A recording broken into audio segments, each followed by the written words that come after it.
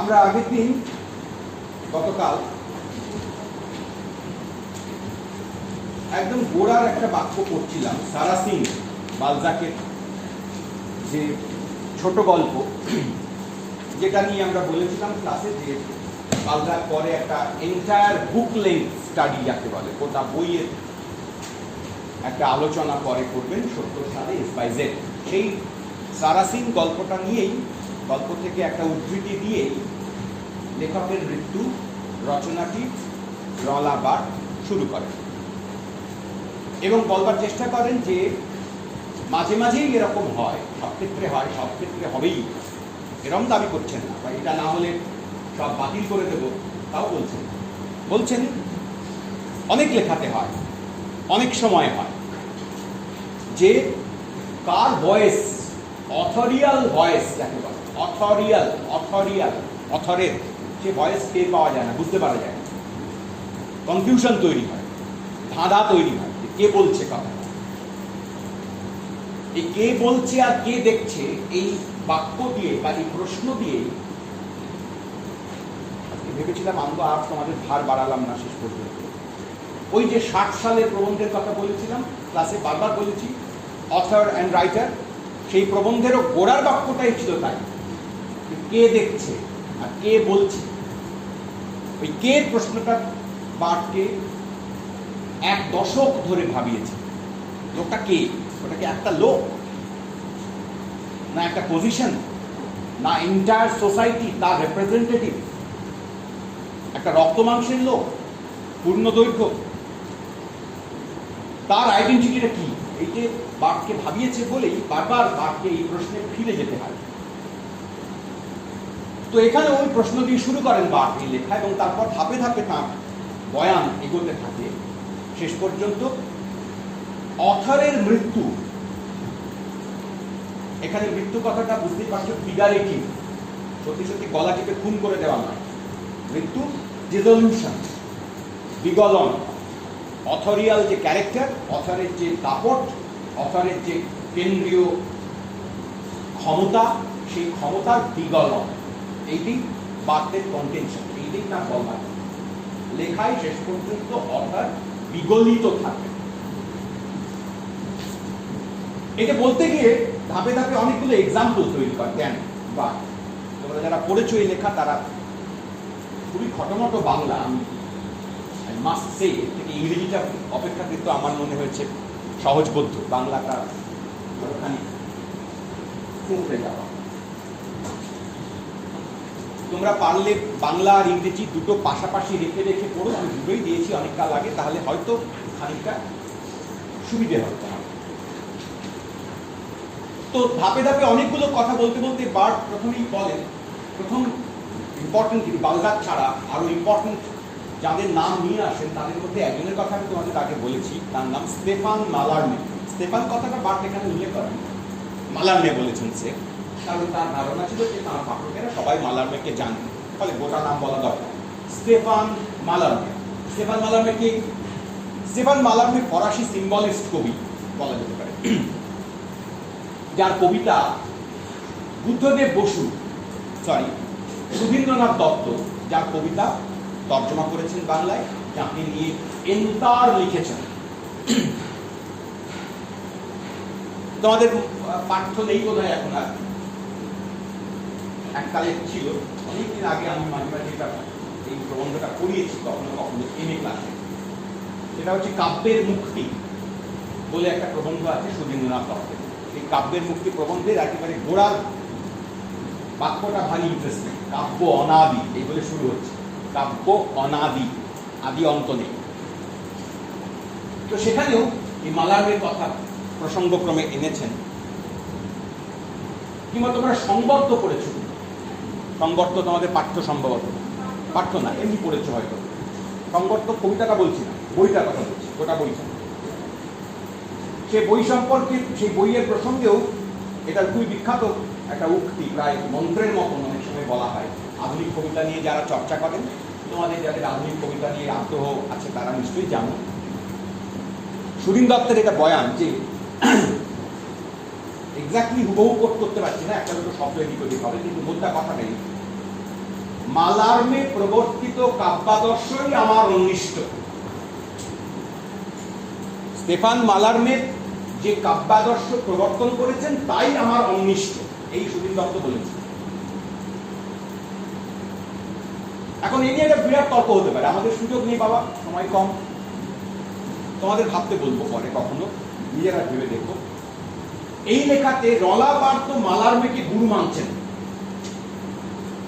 মালার্মে বলেছিলেন বলে একটা কথা বলছেন, বলছি একটু সে কথা কি, তার যে থিসিস, তার যে বলবার কথা, তার জন্য তার সমর্থনে স্টেফান মালার্মের অবজারভেশন, দৃষ্টিভঙ্গি কবিতা সম্পর্কে, সাহিত্য সম্পর্কে, সেইটিকে উনি প্রমাণ আকারে তার এখানে দাখিল করছেন।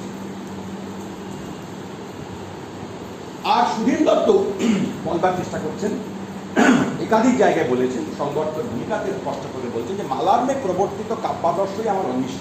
কি সেই কাব্যাদর্শ যা সুধীন দত্তের অন্বিষ্ট, যা রলাবার্ত কার্যত একরকম করে বলার চেষ্টা করছেন? আমি তোমাদেরকে পরীক্ষার পরে কাজ হোমওয়ার্ক দিচ্ছি একটা, জীবনে পরীক্ষার জন্য কোনো সম্পর্ক নেই, সব ব্যাপার পরীক্ষাতে, পরীক্ষার সঙ্গে সব কিছুকে গোলমাল করে ফেলো না, তাহলে কিছু শিখতে পারবে। পার্থ এবং সুধীন দত্ত দুজনেই মালার্মেকে গুরু মানেন।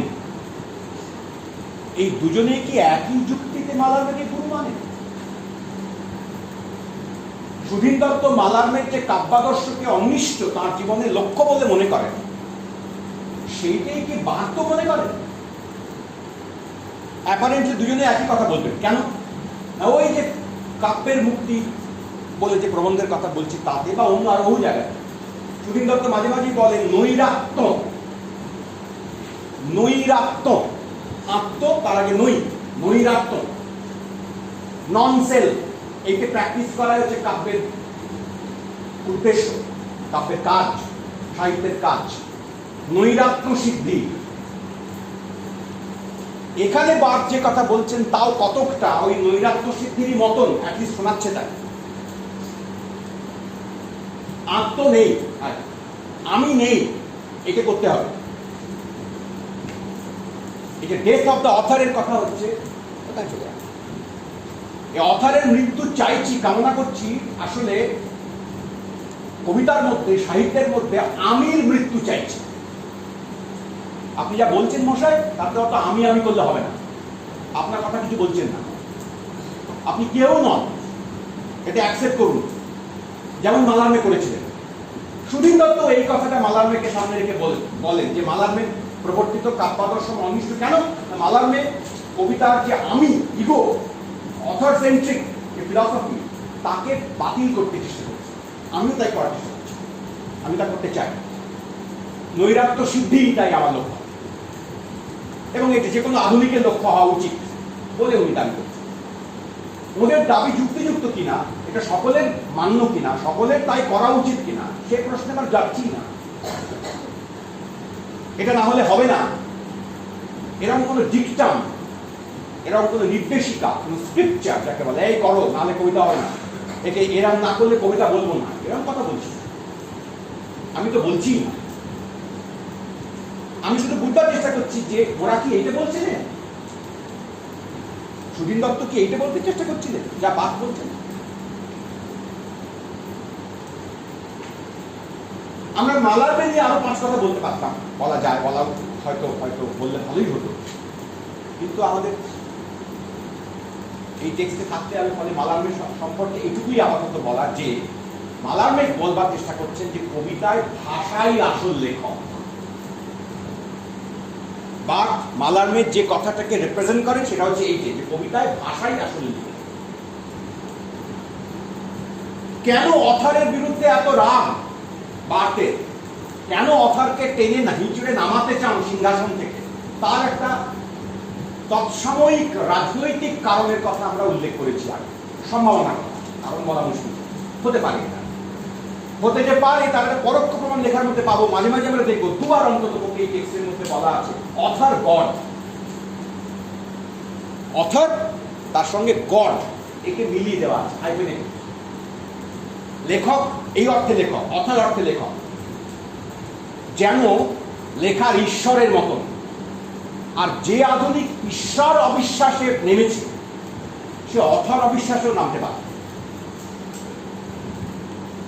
তোমাদের একটা কথা বলি প্রসঙ্গত, ডেনিস ডিদেরো বলে একজন বিখ্যাত এনসাইক্লোপিডিস্ট ছিলেন ফরাসি বিপ্লবে, যাকে 1789 ফরাসি বিপ্লব, তাতে অনেক, বুঝতেই পারছো তোমরা জানো নিশ্চয়ই, প্রচুর জ্ঞানী পণ্ডিত বিদ্বজ্জন যাকে বলে, সত্যিকারের বিদ্বজ্জন, একালের অর্থে বিদ্বজ্জন বলছি না, মানে আনন্দবাজার যাকে বিদ্বজ্জন বলে সেই রকম বিদ্বজ্জন বলছি না, বিদ্বজ্জন বলতে সত্যিকারের পণ্ডিত এই অর্থে, রুশো দার্শনিকেরা, রুশো, ভলতেয়ার, মন্তেস্কিউ এরকম।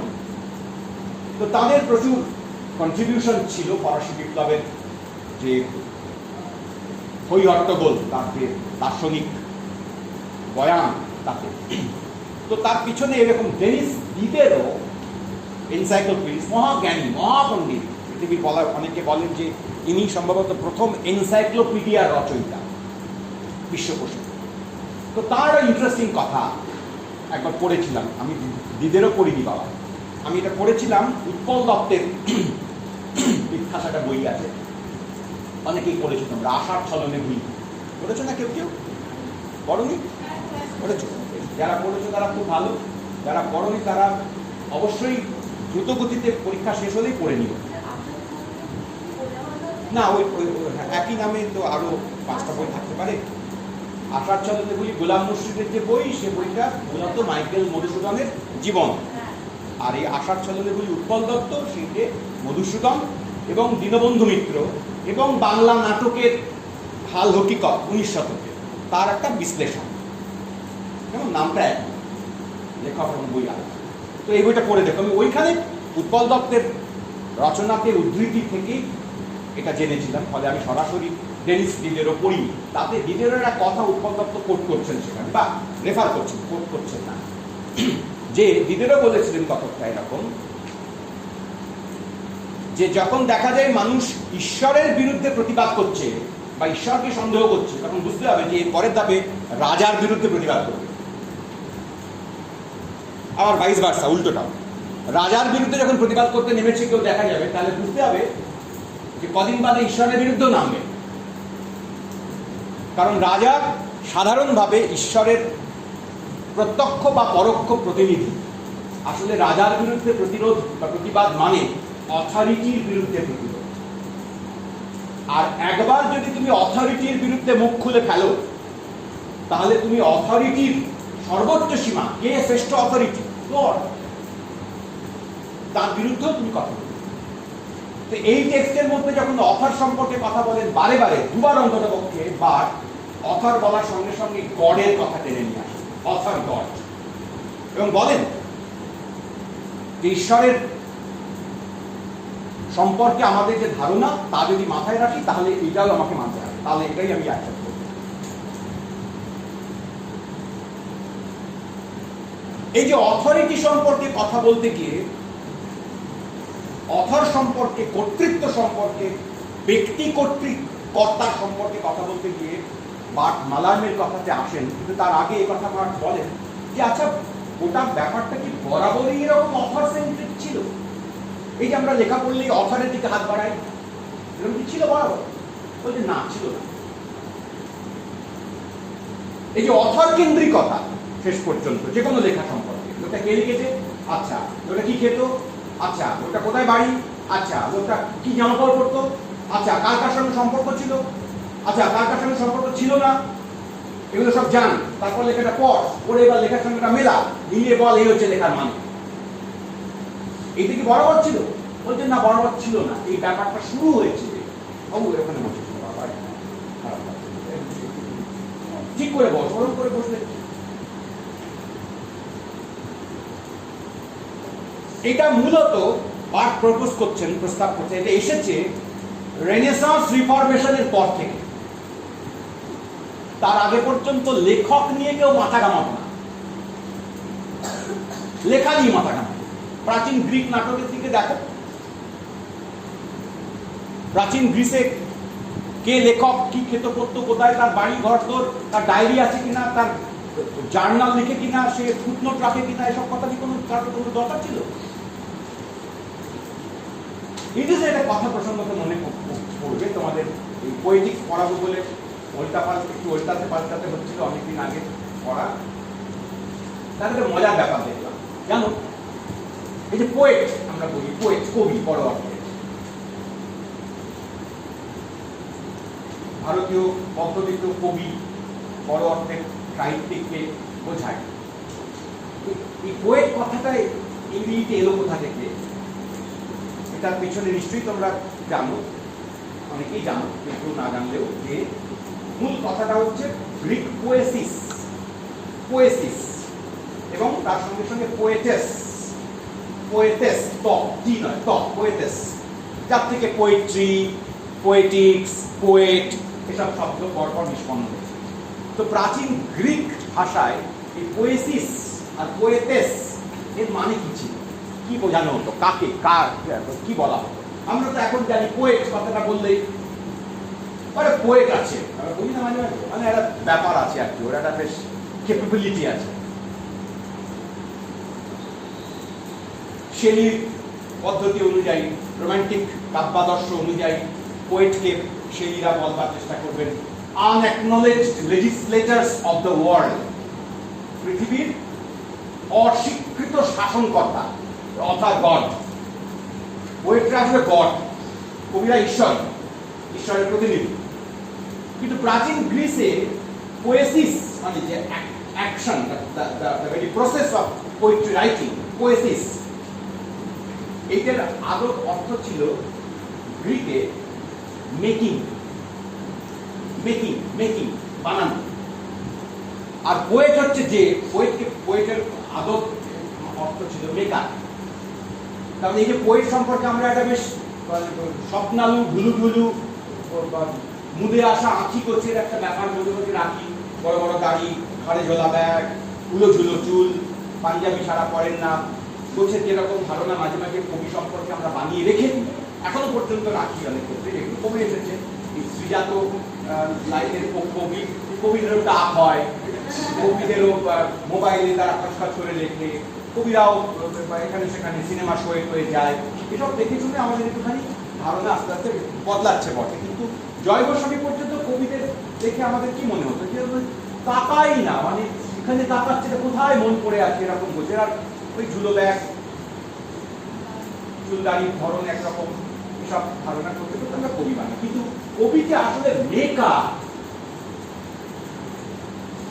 এটা বললে কবিরাও খুব রেগে যাবেন না, কিন্তু কি মেকার, আমরা কেবল বানাই, জুড়ি। কিন্তু বেসিক্যালি পোয়েটিক্সে অ্যারিস্টটল কবিদের সম্পর্কে যা বলছেন তার অন্যতম বড় ইঙ্গিতটা হচ্ছে যারা জোড়ে, এখান থেকে নিয়ে ওখান থেকে নিয়ে এখান থেকে নিয়ে খামচা করে জুড়ে একটা জিনিস পান, দিস ইজ পোয়েট। আর এটাই পোয়েসিস, এই মেকিংটাকে পোয়েসিস। পরে আমরা রোমান্টিকদের কাছ থেকে আস্তে আস্তে শিখেছি যে না, মেকিংটা কিছুতেই পোয়েট্রি হতে পারে, ওটা বড় জোর নির্মাণ হতে পারে, সৃষ্টি সামথিং ডিফারেন্ট। সৃষ্টি হচ্ছে অলৌকিক ব্যাপার, ওটা কোথা থেকে কি হয়ে যায়, কোথা হইতে কি হইয়া গেল কেউ বুঝতে পারিল না, গোছের ব্যাপার। তাহলে কবিতা কি করা হবে? বার্থ কার্যত ওই primary reference to Greek understanding of poiesis তার দিকে ইঙ্গিত করছেন। বেসিক্যালি ওদিকে বরাবর ছিল না কবির উপরে এত জোর, কবি জুড়তেন নিজেকে বাইরে রেখে, ওটা তাঁর নিজের জীবনের কথা নয়, কবিতা বা গল্প বা নাটক তাঁরই জীবনের হদিস দিচ্ছে, তিনি একটা লেসন দিচ্ছেন জগৎকে, শোনো এই আমি জেনেছি তোমরাও জানো না, এই আমার জীবনের এই ছোট ব্যথা, দুঃখ কথা, অভিমান, রাগ, হতাশা, প্যাশন, আমার জীবনের যাবতীয় প্রেম, পরাজয়, অতৃপ্তি, কোট আনকোট বাংলায় ল্যাং খাওয়া, এই সবের গল্প কবিতায় আমি উজাড় করে দিচ্ছি ঢেলে।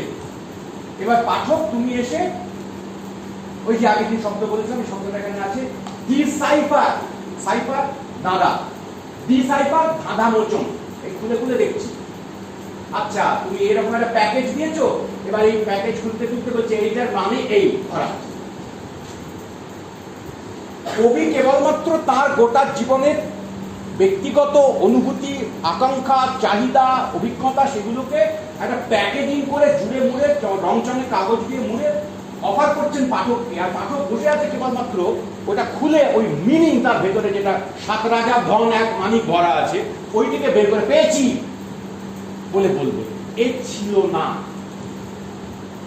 এ হলো কখন থেকে? বাদ বলছেন, দাবি করছেন এ হলো আসলে রেনেসাঁস রিফরমেশনের পর, যখন ব্যক্তিকে নিয়ে আমাদের আগ্রহ বেশি করে বাড়তে শুরু করলো, ইন্ডিভিজুয়ালিজম, তখন থেকে কার্যত কবির এই ব্যক্তি পরিচয়ের দিকে, person, poet as a person, তার প্রতি আমাদের নজর যেতে থাকে। এবং যেতে যেতে তারপরে আমরা ভাবতে শুরু করলাম ক্রমাগত যে কোনো রচনা আসলে ওই পার্সন অথর তাঁরই জীবনের কথা। এবং কবিরাও এই কাজে খুব সহযোগিতা করলেন। কিরকম করে? একটুখানি মশকরা করে ব্যঙ্গাত্মক টোনে লিখছেন যে তারাও প্রচুর ডায়েরি আর মেমোয়ার লিখতে থাকে। উপন্যাস লিখছে একটা মেমোয়ারও লিখছে সঙ্গে, স্মৃতিকথা কিংবা ডায়েরি, যেন ওগুলো সব এই ধাঁধা খুলবার চাবি। ধাঁধা লিখেছি উপন্যাসে আর চাবি লিখেছি ডায়েরিতে। ডায়েরি পড়, উপন্যাস পড়। সোফোক্লেসের কোনো ডায়েরি নেই, শেক্সপিয়ারের কোনো ডায়েরি নেই, বাল্মীকির কোনো ডায়েরি নেই।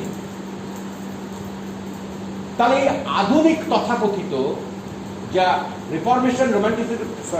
রিফরমেশনের পর থেকেই যা বারবারন্ত, সেই আধুনিকতা ক্রমাগত ব্যক্তি লেখক, একটা মানুষ লেখক, পার্সন অর্থে মানুষ বলছি, পার্সন লেখক, তাকেই মুখ্য সেন্টার স্টেজ দিল। লেখক স্ক্রিপ্টার হিসেবে অনেক মানুষের আকাঙ্ক্ষা জড়ো করে দিচ্ছিলেন, সেটার পরিবর্তে আমার কথাই শোন এইকে বলা দাঁড়ালো বেশি বেশি করে। সেইটে বাড়তে বাড়তে ওই রিফরমেশনের সময়কাল থেকে ইউরোপে অথরের এই আবির্ভাব, কর্তা অথরের আবির্ভাব, ব্যক্তি অথরের আবির্ভাব থেকে বাড়তে বাড়তে এসে দাঁড়ালো, বাদ দিচ্ছেন ক্যাপিটালিজমের হাতে, পুঁজিবাদের হাতে। লম্বা জাম্প দিচ্ছেন, এত বড় জাম্প। জায়গাটা করে দেখায় তোমাদের এই বাক্যটা।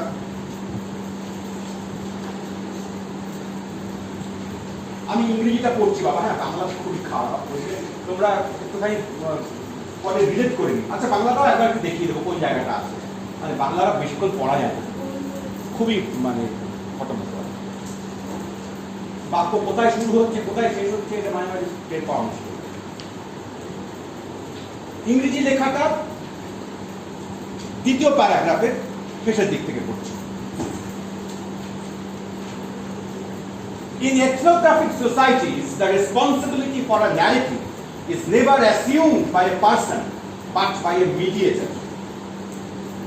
Shaman, দেয় আমরা বলি না, কোর্টে সমন দিতে আসে, যে লোকটা ডাকতে আসে তাকেও সমন বলে। Shaman or relator whose performance, narrative একটা পারফরমেন্স ছিল, এটাই ছিল আসলে। The mastery of the narrative code may possibly be admired, but never is genius.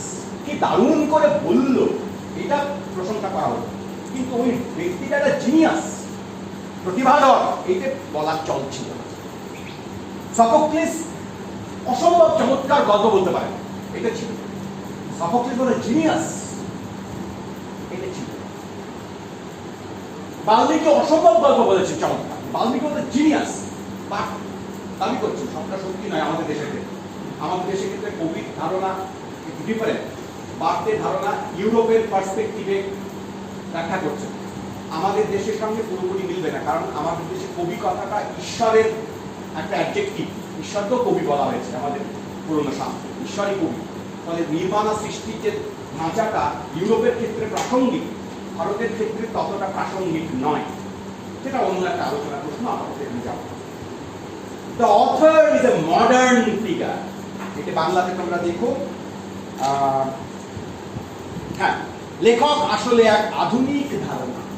এখানে লেখক বলতে অর্থাৎ তোমরা বারবার এই গুজলেটটা যেন না করো বাবা। লেখক শব্দটার দুটো ইংরেজি কনোটেশন, দুটোই বার্থ ইংরেজিতে ব্যবহার করছি বলে বার্থে কোনো প্রবলেম নেই। বাংলা করতে গিয়ে এই প্রবলেমে বারবার পড়বো আমরা। লেখক মানে সবসময় কিন্তু রাইটার নয়, কখনো কখনো অথর। এই বাক্যে অথর, বাংলাটা আবার পড়ি। প্রথম পাতা, তার দ্বিতীয় প্যারাগ্রাফ, তার একেবারে শেষের দিকে দেখো, লেখক আসলে এক আধুনিক ধারণা, আমাদের সমাজের ফসল।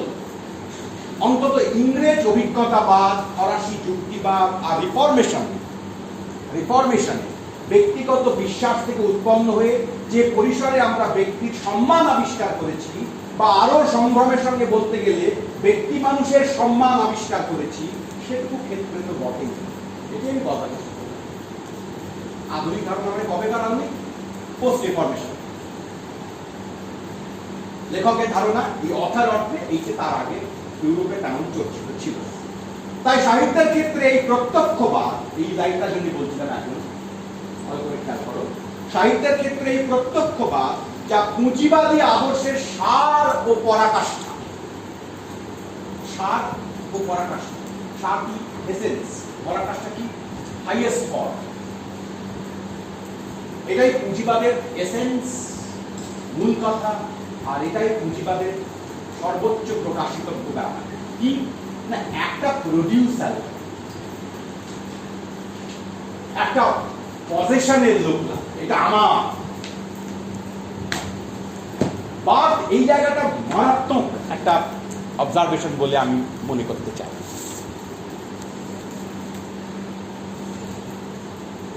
প্রাক ফরাসি প্রত্যক্ষবাদ কিংবা প্রাক রিফরমেশন যে কথাটা বাদ থেকে ইঙ্গিত করতে চাইছেন, যে একটা রচনা, সফোক্লেসের রচনা, কিন্তু এটা সফোক্লেসের পজেশন নয়। তফাৎটা ভালো করে বুঝছো কি? তফাৎটা হচ্ছে সফোক্লেস লিখেছেন, বাল্মীকি লিখেছেন, কিন্তু বাল্মীকি এটাকে আমার বলে জানতে থাকছেন। Valmiki cannot sell it. Valmiki does not go to a publishing house and gives his manuscript to the publisher and tells him যে এটা ছাপো, শোনো 500 টাকা বেশি দাম করো না, তাহলে বিক্রি কম হবে না। এটা বাল্মীকি বলছে। Valmiki writes it and gives to the people. Now the Ramayana is of everybody. কিন্তু এইটা কি করে পোস্ট রেফরমেশন হবে? ছাপাখানা তৈরি হয়ে গেছে, আমি লিখলাম, ছাপলাম, তো আমার। আর একবার যখন এটা আমার হলো, আমি ভেবেছি এটা আমার ভাবনা, তার মানে মালিকানা আমার। এবার এই মালিকানা আমি বিক্রি করতে পারি, এই মালিকানা আছে বলে আই ক্যান সেল ইট। ছাপাখানা হয়েছে, বাজার তৈরি হয়েছে, এমনকি আমার চিন্তা পর্যন্ত বিক্রি হতে পারে, আমার আবিষ্কারের পেটেন্ট হতে পারে। খেয়াল করে দেখো, আবিষ্কারের পেটেন্ট, চাকা যে আবিষ্কার করেছিল তার পেটেন্ট আছে। চাকা বানালাম, এটা আমার পেটেন্ট থাকবে। সেই লোকটা তো যে লোকটা চাকা বানিয়েছিল তার যদি পেটেন্ট থাকতো, বুঝে দেখো তার তো মানে তার 14 পুরুষ গোষ্ঠী যারা এখন আছে তার তো মানে লেখাপড়াও করতে হতো না, কিছুই করতে হতো না, বসে বসে খেতো খালি। কত টাকা পেত সে চাকা আবিষ্কার। আর এখন মোবাইলের স্ক্রিনটা ডান দিকে থেকে বাঁ দিকে হেলবে, এটারও পেটেন্ট আছে। আমি মোবাইল স্ক্রিন নড়াচ্ছি, পেটেন্ট। মোবাইলের স্ক্রিন আমি অন্ধকার করে দিচ্ছি, পেটেন্ট। এসব ভারী ভারী নাম আছে অনেক, ইন্টেলেকচুয়াল প্রপার্টি অ্যাক্ট আমরা নাম দিয়েছি সুন্দর করে, পুঁজিবাদ। আমরা মানুষকে বিশ্বাস করতে শিখিয়েছি এরকম পেটেন্ট থাকবে না। আমি ভাবলাম যে আমার ভাবতে কষ্ট হয়নি, বুঝি কষ্টের দাম নাই। ও আমি ভাববো আপনি বসে বসে খাবে, রাইট? Pertinent question. আমি ভাববো আপনি বসে বসে খাবে, এটা তো হতে পারে না। কিরকম সহজ না এ কথাটা? কত স্বাভাবিক লাগে না শুনতে আমাদের? এই যে স্বাভাবিক লাগে শুনতে, এইটাই পুঁজিবাদের কৃতিত্ব। কিছুতেই পয়সা ছাড়া হবে না, এইটা পুঁজিবাদের কৃতিত্ব। পার্থ বলছেন যে এই সাইকোলজি থেকে, এই দৃষ্টিভঙ্গি থেকে শেষ পর্যন্ত ব্যক্তি অথরের ক্রিয়েশন, পজেশন, এইটা এত মারমার কাট হয়েছে। অথরশিপ, মালিকানা, এই প্রশ্ন এসে দাঁড়িয়েছে। আধুনিক পুঁজিবাদী ব্যবস্থায় শেষ পর্যন্ত এই গোটা অথরের যে নোশন, যে ধারণা, তাকে এত মান্যতা দিয়েছে, তার ব্যক্তি জীবনের সঙ্গে লেখাকে জুড়ে এটা তাঁরই, এইটা মনে করতে আমাদের সাহায্য করেছে। স্বাভাবিক ভাবে উপস্থাপন করেছে। সঙ্গত কারণেই ব্যক্তি লেখকের ওপর সর্বাধিক গুরুত্ব আরোপ করেছে, কারণ এটি পুঁজিবাদের কাজ। Author is a producer, he must be paid for his own property. লেখকের রাজে এই ফলাফল কি হলো? এবার ফলাফলটা এটা ভালো কথা, খুব বুঝলাম। অন্যায় তো কিছু করছে না, কাউকে মারধর তো করছে না, লিখে বলছে আমি লেখার জন্য পয়সা চাই, তো ভালো কথা, লেখাও তো একটা কাজ, চাইবে না কেন। পরের লাইনটা হচ্ছে লেখকের রাজত্ব এখনো চলছে। এর ফলে যেটা হলো, লেখকের রাজত্ব, খেয়াল করে দেখো, এই গোটা রচনার প্রধান কারণ কিন্তু আসলে রাজত্বের বিরুদ্ধে বলেই সাহিত্যের লেখকের বিরুদ্ধেও বাদ নেমে পড়েছে। আসলে লেখকের বিরুদ্ধে ওর অত আগ্রহ নয়, যত আগ্রহ অথরিটির বিরুদ্ধে। লেখার ক্ষেত্রে অথরিটি অথর, তাই তাকে মার, এইটা তার মূল যুক্তি। লেখকের রাজত্ব এখনো চলছে সাহিত্যের ইতিহাসে, লেখকের জবানিতে, সাময়িক পত্রিকার সাক্ষাৎকারে, এমনকি কলমচির মনেও ইনি ডায়েরি আর স্মৃতিকথার মাধ্যমে নিজেকে সারাক্ষণ নিজের সৃষ্টির সঙ্গে জুড়ে চলেছেন। সাধারণ সংস্কৃতিতে সাহিত্যের যে চিত্র আমরা পাই তা নির্মমভাবে লেখক কেন্দ্রিক। তাঁর ব্যক্তিসত্তা, তাঁর জীবন, তাঁর রুচি, তাঁর সংগ্রাম, এই সমস্ত। আবার সমালোচনাও মোটের ওপর এই বলে চলেছে যে বোদলেয়ারের সৃষ্টির পেছনে ব্যক্তি বোদলেয়ারের অপটুতা, ভ্যান গকের ক্ষেত্রে তাঁর পাগলামি, চাইকভস্কির ক্ষেত্রে তাঁর চরিত্র দোষ। সব লেখা, তার সঙ্গে সঙ্গে লেখার মালিক ব্যক্তিটির বৈশিষ্ট্য। ব্যক্তি জীবনে ভ্যান গক এই করেছেন, তাই লেখাতেও তাই। ব্যক্তি জীবনে বোদলেয়ার এই করেছেন, তাই তাঁর লেখাতেও তাই। ব্যক্তি জীবনে চাইকভস্কি চরিত্রের দিক থেকে খুব দুর্বল ছিলেন, তার গানে তাই তা প্রতিফলিত হয়েছে। ফলে অ্যাজ এ হোল এই প্যাটার্ন, এই সাধারণ একটা চর্চার ধরন আমরা তৈরি করেছি যে সমস্ত লেখা আসলে লেখকের ব্যক্তিজগৎ জীবনের প্রতিফলন। লেখাতে লেখক ব্যক্তি জীবনের যাপনের পদ্ধতিকে কিছুতেই অ্যাভয়েড করতে পারেন না, ওটাই ঘুরে ফিরে তিনি দেখান এবং করেন। অতএব যদি লেখা বুঝতে চাও তাহলে লেখককে বোঝো, এই হচ্ছে ফিলসফি, দর্শন, যুক্তি। কেন লেখকের দিকে আমি বারবার তাকাই? কারণ এই বেসিক প্রিন্সিপালে আমি বিশ্বাস করি যে লেখা মানেই লেখকের জীবনের প্রত্যক্ষ বা পরোক্ষ, সোজাসুজি বা বাঁকাচোরা প্রতিফলন। লেখকই নিজেকে লেখার মধ্যে পুনঃসৃষ্টি করেন, পুনঃস্থাপন করেন, বারবার উপস্থিত করেন। বার বুঝতেই পারছো, এতে অসন্তোষ প্রকাশ করছেন, করে বলছেন যে এটা চলে আসছে। কবে থেকে আসছে? আবার বলছি, আগে ছিল না। আধুনিকায়নের সঙ্গে সঙ্গে শুরু হয়েছে এই তাণ্ডব, এই বিশেষ লেখকের রাজত্ব, তাঁর ডায়েরি লিখবার চক্রে, স্মৃতিকথা লিখবার চক্রে, এবং লেখক কেন্দ্রিকতাকে তিনি নির্মম, এই শব্দটি বলি, মারাত্মক, খুবই খুবই খুবই ক্রুয়েল একটা ভঙ্গিতে এটা বলতে চেষ্টা করছে। এর পরেই আসবে ওই কথাটি যেটা দিয়ে আমরা ক্লাস শুরু করেছিলাম, মালার্মের প্রসঙ্গ। যে না, মালার্মে তা বলছে, এর সবটাই কি এরকম চিরকাল থেকেছে? উল্টো কথা কি কেউ কখনো বলেন? না, বলেছেন বলছি, বলে উনি মালার্মের কথা বলেন। সব পড়বো না, সময় নেই। তিনজনের কথা পরপর প্রায় এক নিঃশ্বাসে বলেন, প্রায় এক নিঃশ্বাসে। তিন বিখ্যাত বিখ্যাত লেখকের কথা। মালার্মে একজন, দুই ভ্যালেরি একজন, পল ভ্যালেরি। ইনিও বোদলেয়ারের সব পরবর্তী ফরাসি দেশের কবি, বিখ্যাত কবি, অসম্ভব পাওয়ারফুল কবি। পল ভ্যালেরি কবিতার অনুবাদও বাংলায় কেউ কেউ করেছেন, তোমরা পড়েও থাকবে হয়তো একাত্তরে। আর মার্সেল প্রুস্ট।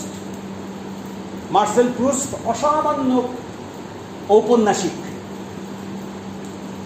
যার বিখ্যাত উপন্যাস মোটা গাবদা, যেটা ইউরোপীয় আধুনিকতার একটা মাইল ফলকের মতো, গোটা পৃথিবীর ইতিহাসেই একটা অন্যতম গুরুত্বপূর্ণ মাইল ফলকের মতো হয়ে আছে। Remembrance of the things past সেই উপন্যাসের নাম, বা আর একটা অনুবাদে সেই উপন্যাসের নাম হচ্ছে in search of lost Times. দুটো নামই লিখে রাখতে পারো, চাইলে যে কোনো একটাও লিখতে পারো, কিছু আসা যায় না। মার্সেল প্রুস্ট তার উপন্যাসের নাম হচ্ছে রিমেম্ব্রান্স অফ থিংস পাস্ট, অথবা আরেকটি অনুবাদে in search of lost Times. In search of lost Times. এই তিনজন লেখকের কথা পরপর উদ্ধৃত করেন বার্থ এবং করে বলেন এরা কিন্তু অন্য কথাও বলেছেন, এরা আধুনিক, এরা এই সময়কার।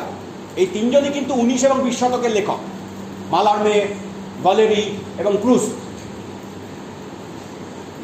এই তিনজনই ইউরোপের অন্যতম সেরা লেখক। তাদেরকে তার যুক্তির সমর্থনে, তার বয়ানের যুক্তি বলবো না, তার বয়ানের সমর্থনে 3টি উদাহরণ আকারে উপস্থিত করেন বা করে বলেন এরা কিন্তু তিনজনেই এই লেখকের ব্যক্তির আধিপত্য, লেখক নামক, অথর নামক এই ব্যক্তির দাপট, আধিপত্য, এইটাকে অস্বীকার করবার, খানিক কমানোর, খানিক ইগনোর করবার, খানিক পাশ কাটাবার চেষ্টা করেছেন। করে এরা তিনজনেই লেখাকে গুরুত্ব দেওয়ার চেষ্টা করেছেন বেশি, লেখকের চাইতে লেখা বেশি গুরুত্ব। আর লেখক ওই লেখার মালিকানা নিয়ে থাকেন সম্পূর্ণ অথরিটির আকারে, যেমন চালান তেমন চলে, বা নিজেরই কথা কেবলমাত্র লেখা বলে তা নয়। জায়গাটা পড়ে দেখাই। ভাষার মালিক বলে এ যাবৎ যাকে ভাবা হচ্ছিল, কাকে ভাবা হচ্ছিল? অথরকে। অথরই মালিক, তিনি ভাষা ব্যবহার করেন। ভাষার মালিক বলে এ যাবৎ যাকে ভাবা হচ্ছিল তার পরিবর্ত হিসেবে ভাষাকেই গ্রহণ করবার প্রয়োজনীয়তা ফ্রান্সে যিনি প্রথম ঠাহর করতে আর পুরোপুরি আন্দাজ করতে পারলেন তিনি নিঃসন্দেহে মালার্মে। তার কাছে আর আমাদের কাছেও ভাষাই বক্তা, লেখক নন। ভাষাই বলে, লেখক বলে। লেখক মিডিয়েটার, সামানের মতো। লেখক একটা মধ্যবর্তী পরিসর, তিনি ভাষা বহনের, ভাষার চলার, ভাষার এক স্থান থেকে অন্য স্থানে, এক সাবজেক্ট থেকে অন্য সাবজেক্টে, এক বিষয় থেকে অন্য বিষয়ের দিকে যাওয়ার মধ্যবর্তী কেরিয়ার, মিডিয়েটার। ইংরেজিটা করে দেখায় একবার।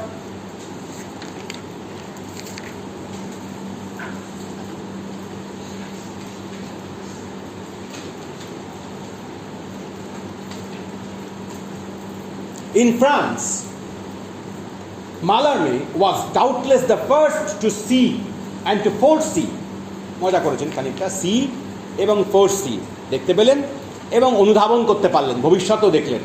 foresee in its full extent the necessity to substitute language itself for the person who until then had been supposed to be its owner. তাহলে এই কথাটা ভালো করে বোঝার চেষ্টা করো, খুব গুরুত্বপূর্ণ পয়েন্ট। একটা কথা বলছি যে বাদ বলতে চাইছেন লেখক ভাষার মালিক নন। মালার্মে অনুধাবন করলেন লেখক, অথর ভাষার মালিক নন। ভাষা নিজেই নিজের মালিক। লেখক কেবলমাত্র ভাষার ধারক, বাহকও হতে পারেন। তিনি মিডিয়েটার, মধ্যস্থতা করেন। For him, for us too, it is language which speaks. ভাষা নিজেই বলে। মালার্মে মনে করতেন, আমরাও তাই বলি, ভাষাই বক্তা, not the author. To write is through a prerequisite impersonality. এই জায়গাটা দাগ দিয়ে রাখো, যাদের কাছে টেক্সট আছে, নাহলে শুনে রাখো, পরে দাগ দিও। আবার বলবো, to write is through a prerequisite. prerequisite আগে থেকে যা রিকুইজিশন দেওয়া আছে, পূর্ব শর্ত আছে যা, prerequisite impersonality, এইটা দিয়ে আমি ক্লাস শুরু করেছিলাম। সুদীন দত্ত যাকে নৈরাত্য সিদ্ধি বলেন, এই হচ্ছে বলে দেবো অনুবাদটা, বলে দেবো। আমি আগে বাংলাটা পড়ি। হ্যাঁ,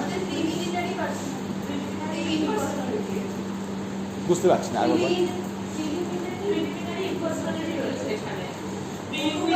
ও আচ্ছা, তোমাদের কি অন্য অনুবাদ দিয়েছি? আচ্ছা আচ্ছা আচ্ছা, ঠিক আছে, তাতে কিছু আসা যায় না, মানে মূল সেন্সটা একই, আর আমি বাংলাটা তার সঙ্গে রিলেট করিয়ে দিচ্ছি, প্রবলেম নেই।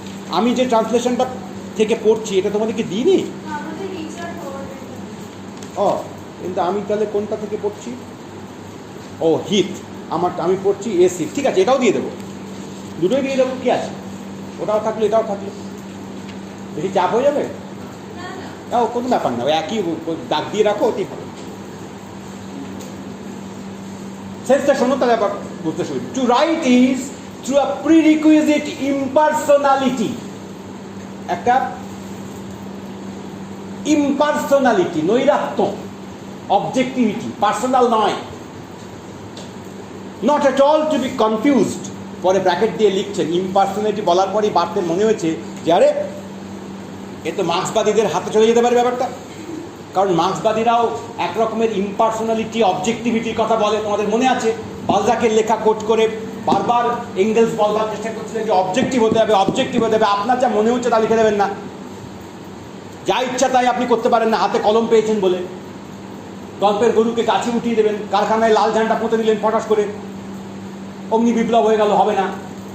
এইটা যে বলবেন এঙ্গেলস, ফলে বার্তের মনে হবে যে আমি যা বলছি এঙ্গেলসের কথা বলছি না, আমিও বলছি impersonality, but it is not something to be confused with the objectivity of the Marxists. তাহলে কি তফাৎ কোথায়? এটা একটা পয়েন্ট, প্রশ্ন করবার মতন পয়েন্ট, মানে পরীক্ষায় আসবার মতন প্রশ্ন, যে পার্ট যাকে অবজেক্টিভিটি বলে, ইম্পার্সোনালিটি বলে, আর মার্ক্সবাদীরা যাকে অবজেক্টিভিটি বলে, এই দুটো কোথায় আলাদা, কেন আলাদা? আলাদা যে তা পরিষ্কার করে বার্তা এখানে উল্লেখ করেই দিচ্ছে। আবার পড়ি লাইনটা, not at all to be confused with the castrating objectivity of the realist novelist. বার্তা এখানে খানিকটা বাংলাটা পড়ে দিই, তাহলে সুবিধা হবে।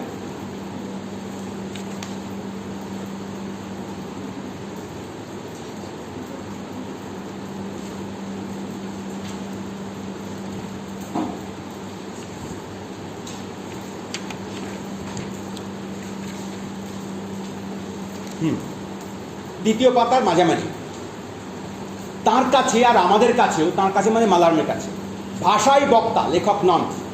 লেখা হলো এক অপরিহার্য নৈর্বক্তিকতার মাধ্যমে, ব্র্যাকেটে রিয়ালিস্ট ঔপন্যাসিকের নেতানো বস্তুনিষ্ঠতার সঙ্গে গুলিয়ে ফেললে চলবে না।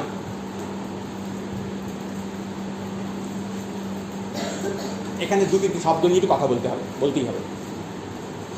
এই মানে নেতানো, ইংরেজিতে আছে ক্যাস্ট্রেটিং। ক্যাস্ট্রেশন মানে জানো? ক্যাস্ট্রেশন মানে হচ্ছে সাধারণভাবে লিঙ্গচ্ছেদ করা হচ্ছে ক্যাস্ট্রেশন, লিঙ্গ কর্তন কোনোভাবে, যাতে করে ভবিষ্যতে কোনো ব্যক্তি যদি জানো কোথাও কোনো সুস্থ স্বাভাবিক যৌন সম্পর্কে যুক্ত হতে না পারে, বা তাকে শাস্তি দেওয়ার সময় কখনো কখনো এরকম কাজ করা হয়েছে, তার লিঙ্গচ্ছেদ করার একটা প্যাটার্ন ছিল, এটা হচ্ছে ক্যাস্ট্রেশন। যেমন ফ্রয়েড এই নিয়ে মজার সব কথা বলেছেন, যেগুলো ফ্রয়েডকে প্রায় দানব বানানোর জন্য যথেষ্ট কথা। ফ্রয়েডের কথা ছিল, কথা প্রসঙ্গে বলে রাখি, যে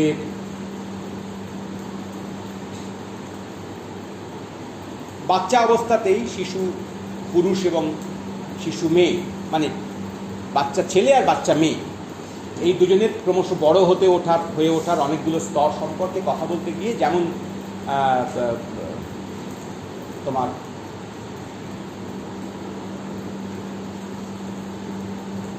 ইডিপাস কমপ্লেক্সের কথা বলেছি আমরা, কিংবা ইলেকট্রা কমপ্লেক্সের কথা প্রসঙ্গত এসেছে, সেই সূত্রেই ভাবা যেতে পারতো, মানে সেই সূত্রে উল্লেখ করা যেতে পারতো, পড়িনি তখন সব সময় সংক্ষিপ্ত, কিন্তু এখানে ক্যাস্ট্রেশন কথাটা এলো বলে একটুখানি না বলে রাখতে পারছি না। সেটা হচ্ছে এই দুটো প্রবণতা দ্বারা ফ্রয়েডের প্রস্তাব ছিল। ফ্রয়েডের কোনো দোষ নেই, বুঝলে, দোষ নেই এই কারণে যে ফ্রয়েড তাঁর সময়কালে যা দেখেছেন চারপাশে তাই নিয়ে লিখেছেন।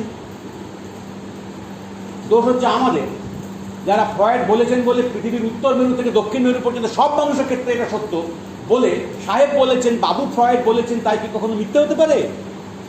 এই বলে ফ্রয়েডের স্থান, কাল, ইতিহাস, সময় ইত্যাদি থেকে ফ্রয়েডকে বিযুক্ত করে দিয়ে ফ্রয়েড একজন মাসিহার মতন, বাইবেল, বলে আমরা প্রয়োগ করা যাওয়ার চেষ্টা করেছি, যারা আমরা আমাদের দোষ।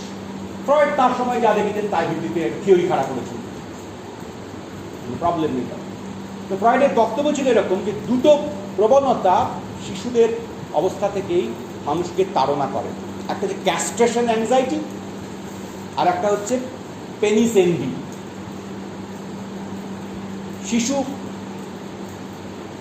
অবস্থাতে এই ক্যাস্ট্রেশনের অ্যাংজাইটি মানে সোজা কথায় যে যদি শিশুরা অনেক সময় ভাবে, বালক শিশুরা অনেক সময় ভাবতে পারে যে আমার এই সমস্ত ক্ষমতা বা সমস্ত এই দাপট, এই সমস্ত সুখ, এই যে মাছের মুড়োটা আমার পাতে এসে পড়ে আমি বাড়ির ছেলে বলে, আর লেজাগুলো যায় হচ্ছে বাড়ির মেয়েটির ঘাড়ে, আর যে আমি দোষ করলেও দিদিকে বেশি গুম করে কিল মারা হয়, আর আমাকে বলা হয় আহারের ছেলেটির মুখ একবারে শুকিয়ে গেছে, আয় দুটো বাতাসা খা। এই যেটা করা হয়, এসবের প্রধান কারণ হচ্ছে যে আমি এটা ছেলে। আমি এটা ছেলেটা কী করে প্রমাণিত হয়, কী করে বুঝি আমি এটা ছেলে? কোথাও লেখা নেই গায়ে এটা ছেলে। তো আমি এটা বুঝতে পারি দীর্ঘদিন পরে বাচ্চা অবস্থাতে শিশুরা, যে আমি যে ছেলে, আমার যে এত কদর, আমার যে এত ডাক হইচই, মানে এত যে আমার প্রতি ভালোবাসা আমার অন্য লোকেদের, এত গুরুত্ব আমার, তার প্রধান কারণ যে I possess a particular organ which other people, my sisters, do not possess. That is the source of the power. ওইটাই। তো এইটা কখনো কখনো এত তীব্র একটা সম্পদের মতন ভাবতে শুরু করে, এটা বুঝতেই পারছো তোমরা। এই সম্পদ ভাবতে শুরু করাটা ছোটোবেলায় হয়েও বড়বেলা পর্যন্ত, বুড়োবেলা পর্যন্ত অনেক সময় মানুষের তারা বহন করতে থাকেন বলেই আশপাশের লোকজনকে হেয় করতে তাদের আর জুড়ি মেলে না। তো প্রবলেম হয় কখনো কখনো যে যদি এটি কখনো না থাকে তাহলে কী হবে? যদি এটা কাটা পড়ে যায়, যদি এটা বাতিল হয়ে যায়, যদি এটা কেউ কেড়ে নেয়। আর উল্টো পক্ষে একটি মেয়েও ক্রমশ মনে করতে থাকে যে আমার এই দুর্বলতা বা আমার এই কম প্রাপ্তি, আমার এই পিছন দিকে দাঁড়ানো, এইটা ক্রমাগত ঘটেছে যে I do not possess that particular organ, I lack it, a sense of lack. এটা অনেক সময় ব্যাখ্যা করা হয় এভাবে যে মেয়েদের ক্ষেত্রে যে একটা সেন্স অফ ল্যাক কাজ করে, একটা উইকনেস কাজ করে। এই যে আমরা বারবার মাঝে মাঝে বলি, ইংরেজিতেও টার্ম আছে যে weaker gender, weaker sex, fairer sex, কোমল, নরম, এটসেট্রা। কেন? Because I do not possess that, আমার ওটা নেই। এই সেন্স অফ ল্যাক তার গোটা সাইকিতে, তার গোটা চরিত্রের মধ্যে গেঁথে দেওয়া হয়, এবং সেই ল্যাক নিয়েই বড় হয়। যেখানেই পৃথিবীতে যায়, যে কোনো কাজে যায়, যে কোনো চাকরিতে পরে জয়েন করে, সমাজের যে কোনো স্ফিয়ার এসে অংশগ্রহণ করে, ওই ল্যাক নিয়ে এসে যায়। আমার নেই, আমি কম, আমি ঘাটতিযুক্ত, আমি দুর্বল, এটা গাঁথা হয়। এবং এইটে ফ্রয়েড বারবার চেষ্টা করছেন তাতে স্বাভাবিক বলে। এই যে গান বারবার বলছে গাঁথা হয়, ভাবানো হয়। এটা আমি দেখো, আমি যে বয়ানটা ব্যবহার করছি প্রত্যেকটাতেই একটা কর্তা আছে। গাঁথা হয়, বলা হয়, করা হয়, মানে আমি বলছি বারবার কেউ করে। ফ্রয়েড বলছেন দিস ইজ নর্মাল, এটি হওয়ার কথা। ফ্রয়েড এই করা হয়, বলা হয় বলছেন না। ফ্রয়েড বলছেন এটাই স্বাভাবিক, শারীরবৃত্তীয়, এটাই তার সাইকির অংশ। এটা করা হয় না, এটাই হয়। This is the difference. তাতে ফ্রয়েড বলছেন যে সারা জীবন এই মেয়েটি এক ধরনের পেনিস এনভি নিয়ে থাকে। তো নারীবাদীরা ছেড়ে দাও, নারীবাদীরা তো বলবেনই। যে কোনো নারীবাদ বাড়াও সাধারণ বুদ্ধিশুদ্ধিওয়ালা লোক, সে এই বাক্য বা এই কনসেপশন শুনবার পরে সে কি করবে? ফ্রয়েডকে ছেড়ে কথা বলবে? পেনিস এনভি হচ্ছে একটি মেয়ের সাইকির অংশ। ফ্রয়েড বলেছেন, ভিয়েনায় যেমন দেখেছেন তেমন বলেছেন।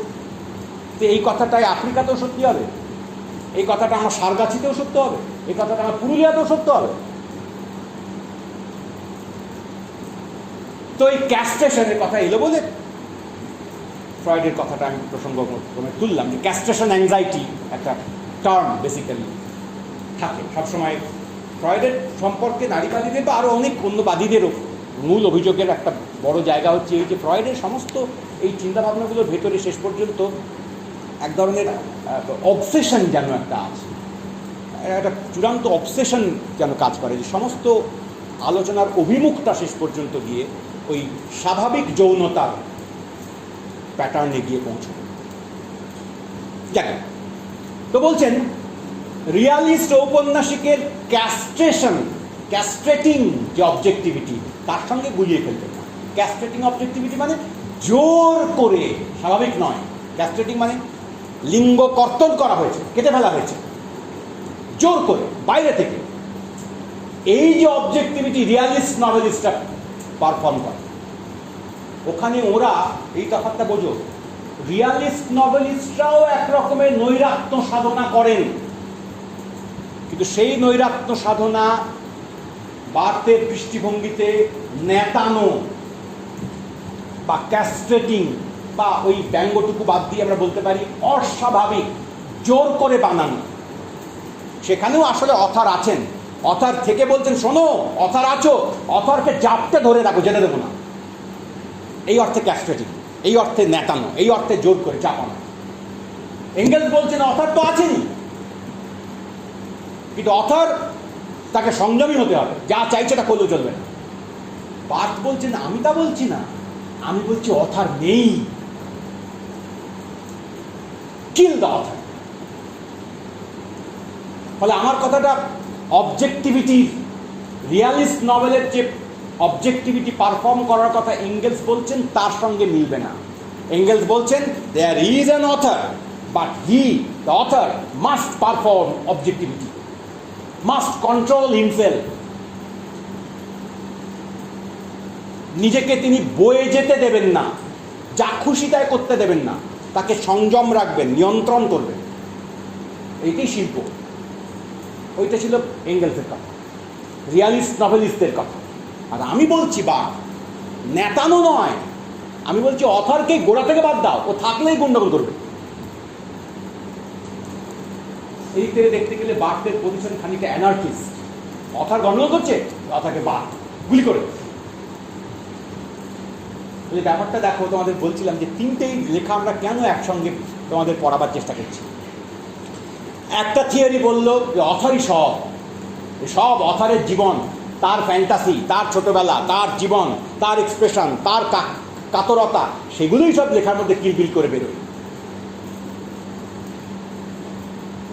তার আগে একজন লোক বললো যে অথার আছেন, কিন্তু অথার আসলে বিচ্ছিন্ন কেউ নন, অথার হচ্ছে সোসাইটির মাঝখানের একটা লোক। অনেকের সঙ্গে রিলেশন, প্রোডাকশনের মিনস, এগুলো যেমন যেমন বদলায়, সেই অথারের চৈতন্যও তেমন করে করে বদলায়। অথর একা একা কিছু করে না, তার একার জীবন বলে কিছু জীবন নেই। অনেকের মাঝখানে একটা বিশেষ কালপর্বে একটা লোকের জীবন বাকিদের সঙ্গে সম্পর্কিত, রিলেশনাল, এবং সেটাকে প্রকাশ করতে গেলে কেবল নিজের ইচ্ছার কথা ভাবলে হয় না, চলবে না। আসলে শেষ পর্যন্ত অনেকের ইচ্ছা, অনেকের আকাঙ্ক্ষার একটা রিফ্লেকশন, প্রতিনিধিত্ব, এইটা করা অথারের কাজ। Author is there, but control the other.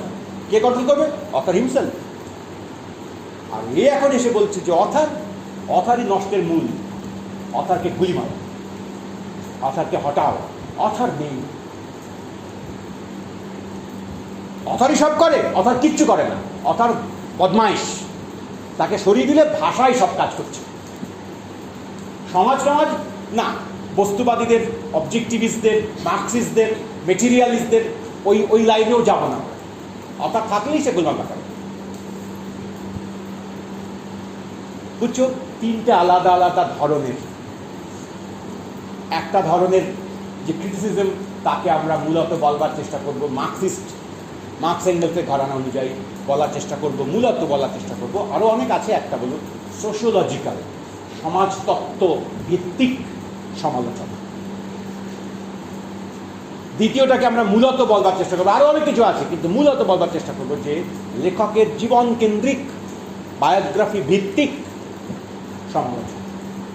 আর তৃতীয় এইটাকে আমরা বলবার চেষ্টা করব যে মূলত ভাষা ওরিয়েন্টেড, ভাষা কেন্দ্রিক, লিঙ্গুইস্টিক্স এবং স্ট্রাকচার উত্তর সমালোচনা। এই তিনটে রেখা একে অপরের সঙ্গে খানিকটা তর্ক করতে করতে এগিয়েছে। কেউ কাউকে পরিপূর্ণ জায়গা দেয়নি, কেউ কাউকে গালমন্দও করেনি, কিন্তু ওই মাঝে মাঝে একটু একটু ব্যঙ্গাত্মক শব্দ ব্যবহার করেছেন বটে বার্তের লেখাতে, যেমন আমরা এখন একটুখানি দেখছি।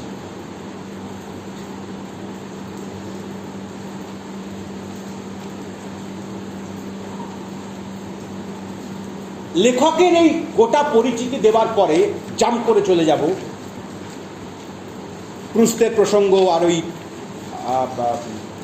মালার্মে এবং ভ্যালেরি এই তিনজনের কথা উদাহরণ আকারে উপস্থিত করবেন, যে তাঁরা একরকম করে এই নৈরাত্যবাদী ধারণাকে প্র্যাকটিস করেছেন, তারা ভাষাকে গুরুত্ব দেওয়ার চেষ্টা করেছেন, লেখকের সামগ্রিক সম্পত্তি বলে লেখাকে মনে করেননি। এসব কথা বলবার পরে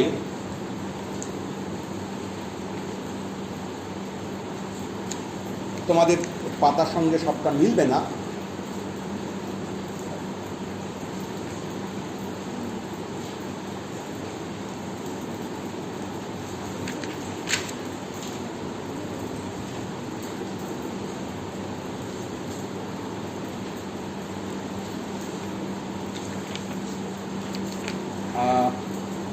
বাংলাটাই বলি তাহলে সুবিধা হবে হয়তো।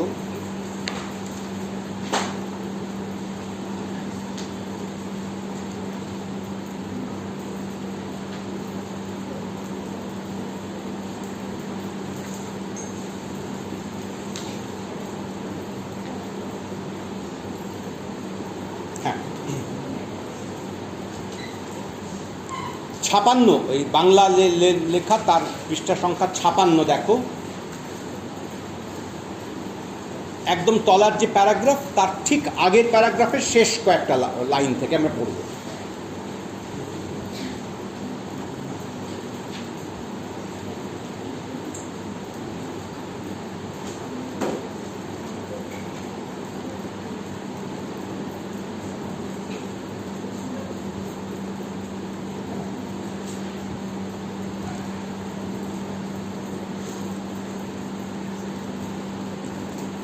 সাহিত্যকেই একটু সরিয়ে রাখলে, একদম মাঝখানে, একদম পাতার মাঝখানে, সাহিত্যকেই একটু সরিয়ে রাখলে দেখব, পেয়েছো বাবা,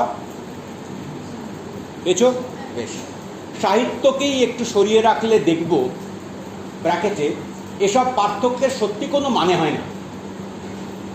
ভাষাতত্ত্ব সম্প্রতি এক জোরালো বিশ্লেষণী হাতিয়ার দিয়ে লেখকের ধ্বংসের সূচনা করেছে।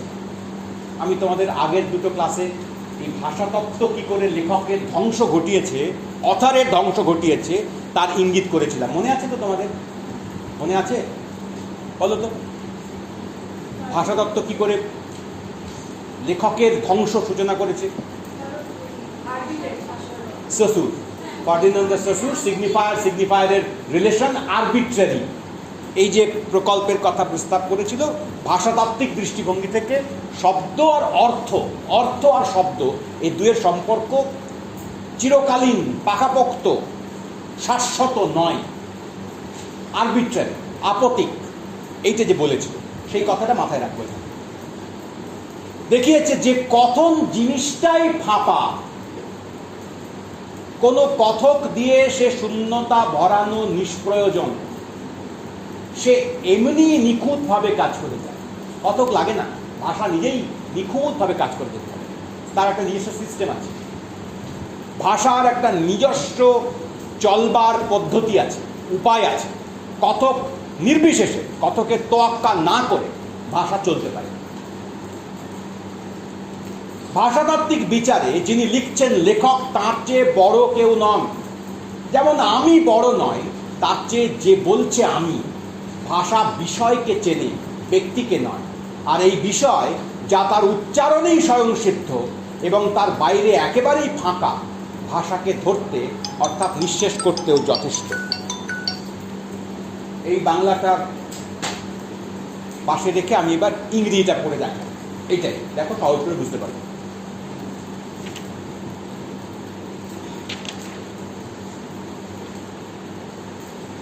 Linguistically, the author is never more than the instance writing, just as I is nothing more than the instance saying I. Language knows a subject. ভাষা একটা বিষয়কে জানে, not a person, ব্যক্তিটিকে নয়. And this subject, empty outside of the very enunciation which defines it, suffices to make language hold together, suffices, that is to say, to exhaust it. এখানে যা exactly বলার চেষ্টা করছেন বাট আমি খানিক superficially উপর সংক্ষেপে উল্লেখ করে বার্তের এই প্রবন্ধের প্রধান উদ্দিষ্ট বিষয়ে চলে যাব। বার্তা এখানে বলবার চেষ্টা করছেন বেসিক্যালি এখানে এবং তার আগে আরও এর পরেও দু একটা জায়গাতে, এক্ষুনি দেখবো এর পরের প্যারাগ্রাফে সে কথাগুলো আছে, যে যখনই তুমি একজন লেখককে মনে করবে ফিক্সড একজন লেখক আর তার লেখা, দেখো খেয়াল করে তুমি তখনই বারবার ভাববে, আমি সচরাচর ভাবি এরকম, যে এই লেখাটির ঠিক আগে লেখকটি আছেন। লেখক ইজ অলওয়েজ লেখার আগেকার ব্যাপার। একটা লেখক আছেন, তারপর তার লেখাটি আছে, আবার লেখাটি শেষ, তারপরেও লেখক থেকে যেতে পারে। কিন্তু সবসময় কোনো একটা লেখার আগে লেখার বিষয়টি আছে। আগের দিন ক্লাসে এই কথা বারবার বলছিলাম, I have a topic, I have a subject to say, ঠিক করেছি, এবার এইটাকে একটা ভাষার কাঠামোর মধ্যে বললাম, করে দিলাম, তার মানে বিষয়টি আগে থেকে ছিল, লেখকও আগে থেকে আছেন। এই যে আগে পরের ধারণা, লেখক আগে লেখা পরে, এই ধারণাটিকেই কার্যত আক্রমণ করবার চেষ্টা করবেন, বা তিনি বলতে চেষ্টা করছেন এখানে বারবার করে, যে লেখক আর লেখা এই দুটো সাইমালটেনিয়াস। আগে লেখক আছেন, পরে লেখাটা হচ্ছে, এর নয়। যে মুহূর্তে লেখাটা হচ্ছে শুধু সেই মুহূর্তেই লেখক আছেন, তার আগেও নেই, তার পরেও নেই। এটা শুনতে আমাদের খটোমটো লাগবে, মানে কেমন লাগবে, এই কি কথা, জলজ্যান্ত লেখককে দেখছি হেঁটে বেড়াচ্ছে, নেই মানে? ওই যে মঞ্চ থেকে নামলেন জয় গোস্বামী, লেখক নয়, তারপরে উঠে এসে বসে চেয়ারে বসলেন, খচখচ করে লিখলে, এই তো লেখা হলো। তা আগে লেখক ছিলেন, পরে লেখা হলো না। আমরা তো সেই অর্থে কথা বলছি না, জ্যান্ত লোকটার অর্থে কথা বলছি না। বার্তা আসলে বলতে চেষ্টা করছেন, যে মুহূর্তে লোকটা লিখছে ওই মুহূর্তটুকুতেই কেবল লেখক, ওইটা ওই আগের লোকটা নয়। ওই ভাষার সঙ্গে সংযোগের মুহূর্তে, রচনার মুহূর্তটুকুতেই কেবল ও লেখক থাকে। ওই লেখাটুকুর অর্থ বুঝবার জন্য তার আগে ডায়াস থেকে নামছে যে জয় গোস্বামী হাঁটি হাঁটি পা পা করে আসছে, তার কাছে গিয়ে মানে খুঁজবার চেষ্টা করো না, মানে ওখানে নেই। ওই লোকটা যখন শব্দগুলোর সঙ্গে সহবাস করছে, ব্যবহার করছে, ওই মুহূর্তে মানে তৈরি হচ্ছে একরকম করে, তাও হিডেন। ওই মানের কোনো মানে নেই। ওই মানের মানে তখনই হবে যখন ওই মানে একটা পাঠকের কাছে গিয়ে পৌঁছবে, ওই জায়গাটা। ঠিক পরের paragraph, the author when believed in is always conceived of as the past of his own book. মারাত্মক গুরুত্বপূর্ণ কথা। The author is believed as the past of his own book. এই হচ্ছে আমার বই, আর আমি লেখক হচ্ছে এই বইয়ের অতীত। এই অতীত থেকে বইটা জন্ম নিল, এই বই হচ্ছে বর্তমান, আর এই হচ্ছে অতীত। অথরকে বিশ্বাস করা হয় যে সে তার বইয়ের অতীত, বিলিভ মনে করা হয়। বাংলায় পড়ি, 56 পাতার তলার দিকে প্যারাগ্রাফ।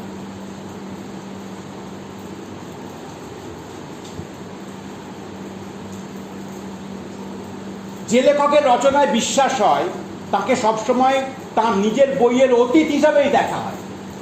বই আর লেখক আপনা থেকে একই সরল রেখার ওপর এসে দাঁড়ান, তার দুটো ভাগ, আগে আর পরে। এই লেখক মানে লেখার আগে, এই লেখা মানে লেখকের পরে, একই সরল রেখায় দাঁড়িয়ে রয়েছে। ভাবা হয় যে লেখকই তার বইটির পালক, তার মানে তিনি তার পূর্বজ, তার জন্যই তিনি ভাবেন, কষ্টভোগ করেন, বাঁচেন। পিতা পুত্রের আনুপূর্বিক সম্পর্কের মতো একই সুতোয় তিনি তার সৃষ্টির সঙ্গে বাঁধা। এটা আনুপূর্বিকতা আছে পিতা পুত্রের মতো। The author is the father, and the writer of the poem or the text is quite like his child.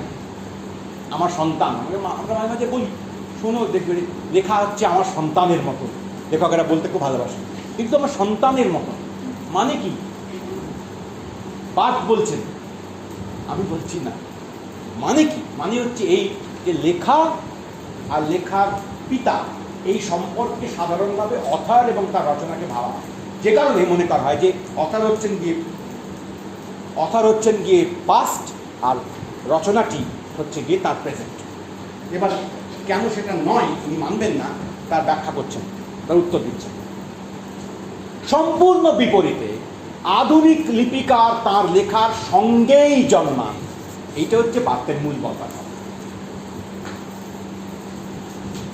আধুনিক স্ক্রিপ্টার তিনি লেখার সঙ্গেই জন্মান, যে মুহূর্তে লেখা হচ্ছে, ইনফ্যাক্ট লেখা নিজেই তার লেখককে জন্ম দিচ্ছে। লেখক আগে থেকে মায়ের গর্ভ থেকে পড়ে পাওয়া, জল বাতাস নিয়ে বড় হয়ে ওঠা, মাসেলওয়ালা কিংবা তন্তুওয়ালা, পাকস্থলী, মগজ ইত্যাদিওয়ালা কোনো লোক নন। লেখক একটা পজিশন, যে পজিশনটার জন্ম দেয় লেখা ইটসেলফ। আসলে লেখা আর লেখক পরস্পরকে ক্রিয়েট করে। ইটস এ পপুলার বিলিভ যে লেখক লেখা তৈরি করে। On the contrary, it should be this, যে লেখাটি আসলে লেখককে তৈরি করে। লেখকও আসলে লেখার সঙ্গে সঙ্গে তৈরি হয়, লিখতে লিখতেই তৈরি হয়। লেখক আগে থেকে থাকেন না, কোনো প্রি এক্সিস্টিং, কোনো ফিক্সড ফেনোমেনন নন। এইটা বাদ বলতে গেছে। ইন্টারেস্টিং, মানে মানি বা না মানি পরের কথা, বাদের অনেক খামতি আছে, অনেক গোলমাল আছে, এই থিওরির অনেক ফাঁক আছে, কিন্তু ইন্টারেস্টিং। পরের লাইন, লেখার পূর্ববর্তী বা প্রতিস্পর্ধী কোনো অস্তিত্ব তার আয়ত্তে নেই এমন কোনো উদ্দেশ্য যার বিধেয় হতে পারে তার বই। এই আমার উদ্দেশ্য, এই আমার বলবার কথা, এই আমার কন্টেনশন, এই আমার থিসিস, আর এই হচ্ছে যে বইটা না। এই আমার বিষয় আর এই হচ্ছে বই না, এটা লজিক্যালি হতে পারে। কারণ বইটি ছাড়া বিষয় কি কোথাও দেখাতে পারে না। বইটি বিষয়, যা বলা হলো সেটাই বিষয়। বিষয়টা বলার আগে আছে, আর বলার পর সেটা বই হয়ে গেল, এরকম। তাহলে বলার কথা কিছু নেই? হ্যাঁ, একটা আছে, কিন্তু সেটা কখনই বোঝা যাবে না, কখনোই জানা যাবে না। বাইরের লোককে জানতে পারবেই না, সেটাই দাও, বলা হয়নি কি করে জানবে? এমনকি তুমিও জানতে পারবে না। কেন পারবে না? কারণ বলার বিষয়টা যতক্ষণ না পর্যন্ত ভাষা পাচ্ছে ততক্ষণ সেটা বিষয়ই নয়। তুমি খেয়াল করে দেখো, একটা অন্য প্রসঙ্গ বলি, যুক্তিটা হচ্ছে, আমরা সাধারণ দিক থেকে কি বলি যে এটা আমি ভেবেছি, ভাবনাটা এবার লিখলাম, ভাষা দিলাম। অনেক সময় আমরা ছোটবেলায় এরকম করতাম যে কেউ মাস্টারমশাই কি কাছের লোক বা বাবা মা একটা টাস্ক দিবে, লিখবি, দুদিন পরে দেখবে, লিখেছিস? না লিখবি, লিখবি, আবার দেখবে, লিখেছিস? না, মানে ভাবা কমপ্লিট হয়ে গেছে, ভাষাটা দেওয়া হয়নি। এটা আমরা বলবো না, হয় বুঝি ভাবাটা কমপ্লিট হয়ে গেছে, এবার ভাষাটা দিলেই হবে। এখানেই বাক্যগুলো বলবে বা পোস্ট স্ট্রাকচারটা দুটো বলবেন ভাবাটা কি ভেবেছো। ভাষা ছাড়া ভাবা যায়? ভেবে দেখো, আমরা বলি বটে যে ভেবেছি, ভাষা ছাড়া ভেবেছো? Can a man ever think without taking the aid of language? হতে পারে সেই ল্যাঙ্গুয়েজের ফর্ম আলাদা, গ্রামার আলাদা, কিন্তু it has to be a language. There can be some mood, feeling, যার ভাষা দরকার পড়ে, কিন্তু থট তার ভাষা দরকার। মন ভালো হলো, মন খারাপ হলো, বুক টনটন করছে, বিষাদ হচ্ছে, এগুলো ভাষা লাগবে না। গায়ে তোমার জোর কটকট করছে, মাথা দপদপ করছে, ভাষা লাগবে। কিন্তু ভেবেছি লাগবেই, তুমি বলো আর না বলো, ভাষা ছাড়া ভাবা অসম্ভব। আর ফলে মজাটার কথা হলো এই পোস্ট স্ট্রাকচারালিস্টরা বলার চেষ্টা করবেন এরকম যে মানুষ ভাষা তৈরি করে, সবাই জানে মানুষই ভাষা বানিয়েছে, কিন্তু এরা বলবে যে না, শুধু তাই নয়, ভাষাই মানুষকে তৈরি করে। যে কারণে লাফা একটা খুব ইন্টারেস্টিং কথা বলেছিলেন একবার, আনকনশাস কি কথা বলেছে, ফ্রয়েডের আনকনশাস করে তোমার লাগাও আনকনশাস খানিকটা না অনেকখানি ফ্রয়েডের মতো করেই মেনেছে। শুধু তফাৎ হচ্ছে এই যে ফ্রয়েড যেটা উল্লেখ করেননি, যেটা লাফা যুক্ত করেছেন, সেটা হচ্ছে এই যে ফ্রয়েড কার্যত তার এই গোটা প্রক্রিয়ার মধ্যে কোথাও একবার ভাষার গুরুত্ব উল্লেখ করে। দারুণ সিস্টেম বলেছেন, এই হচ্ছে আনকনশাস, এই প্রিকনশাস, এই কনশাস, এই ইগো, এই সুপার ইগো, এই বিরাট দারুণ সব বলেছেন। কিন্তু ফ্রয়েড কখনো ভাষার উপর জোর দেয় বা ভাষার গুরুত্ব স্বীকার করে, এটা লাফা করে। লাফা বলেন unconscious is structured like language. আনকনশাসের কাঠামো প্রস্তাব করেছেন লাকমা, করে বলেছেন আনকনশাস হচ্ছে আমাদের আনকনশাস হচ্ছে ভাষার মতো কাঠামো। তার কারণ আনকনশাস এই ভাষা কার্যত ডুবে অ্যাকচুয়ালি থাকে, বা রাদার ডুবে থাকে বলা উচিত না, ভাষা এবং আনকনশাস একই রকম, একই ব্যাপার, একই সঙ্গে উপস্থিত। Unconscious is structured like language. ভাষার যেরকম কাঠামো আনকনশাসেরও সেরকম কাঠামো। তাহলে পরীক্ষার কাজে লাগবে না, মাথার উপর দিয়ে যাবে অনেকে, আগডুম বাগডুম বলে মনে হবে, তাও আমি বলছি কোনো কাজে লাগবে না। শুনে রাখো, ভবিষ্যতে কখনো যদি পড়ো তখন লাগবে না। ভাষার দুটো অ্যাক্সিসের কথা কোনো লিঙ্গুইস্ট, যেমন রোমান ইয়াকবসন, যাদের ভাষা বিজ্ঞান স্পেশাল পেপার আছে তারা নিশ্চয়ই তার নাম জানবেন, রোমান ইয়াকবসন। রোমান ইয়াকবসন ভাষার একটা কাঠামো প্রস্তাব করেছে। সে কাঠামোটার দুটো অ্যাক্সিস, এরকম একটা অ্যাক্সিস তো বোঝো, এক্স অক্ষ আর ওয়াই অক্ষ, ছোটবেলায় তো গ্রাফ করেছো নিশ্চয়ই, এক্স অক্ষ ওয়াই অক্ষ করেছো। এই হচ্ছে, এটা বোর্ড ধরো, এই হচ্ছে এক্স অক্ষ আর এই হচ্ছে ওয়াই অক্ষ। কেমন বলে যাচ্ছে তো পরিষ্কার করে? তো এই এক্স অক্ষ আর ওয়াই অক্ষ এই দিয়ে ভাষাকে বুঝবার চেষ্টা করেছেন রোমান ইয়াকবসন। করে বলেছেন একটা ইন্টারেস্টিং কথা, ভাষার এই দুটো অক্ষের নাম হচ্ছে সিনট্যাগমেটিক আর প্যারাডিগম্যাটিক। নাম ভুলি পারো, দরকার নেই। সিনট্যাগমেটিক মানে পাশে পাশে চলে, প্যারাডিগম্যাটিক ওপর নিচে চলে। ওপর নিচে চলে মানে অনেকগুলো অপশন থেকে একটা অপশন খপ করে বেছে নেয়। আর সিনট্যাগমেটিক গায়ে গায়ে কাঁধে কাঁধ লাগিয়ে পরপর লাইন করে দাঁড়িয়ে যায়। সিনট্যাক্স তো জানো, সিনট্যাক্স অন্যায় জোড়া, এটা সিনট্যাক্স। এই সিনট্যাক্স বলে বাক্যে শব্দগুলো কি যুক্তিতে কিভাবে পরপর জোড়া থাকে, এই হচ্ছে বাক্যের সিনট্যাক্স বা অন্যায়। কেমন?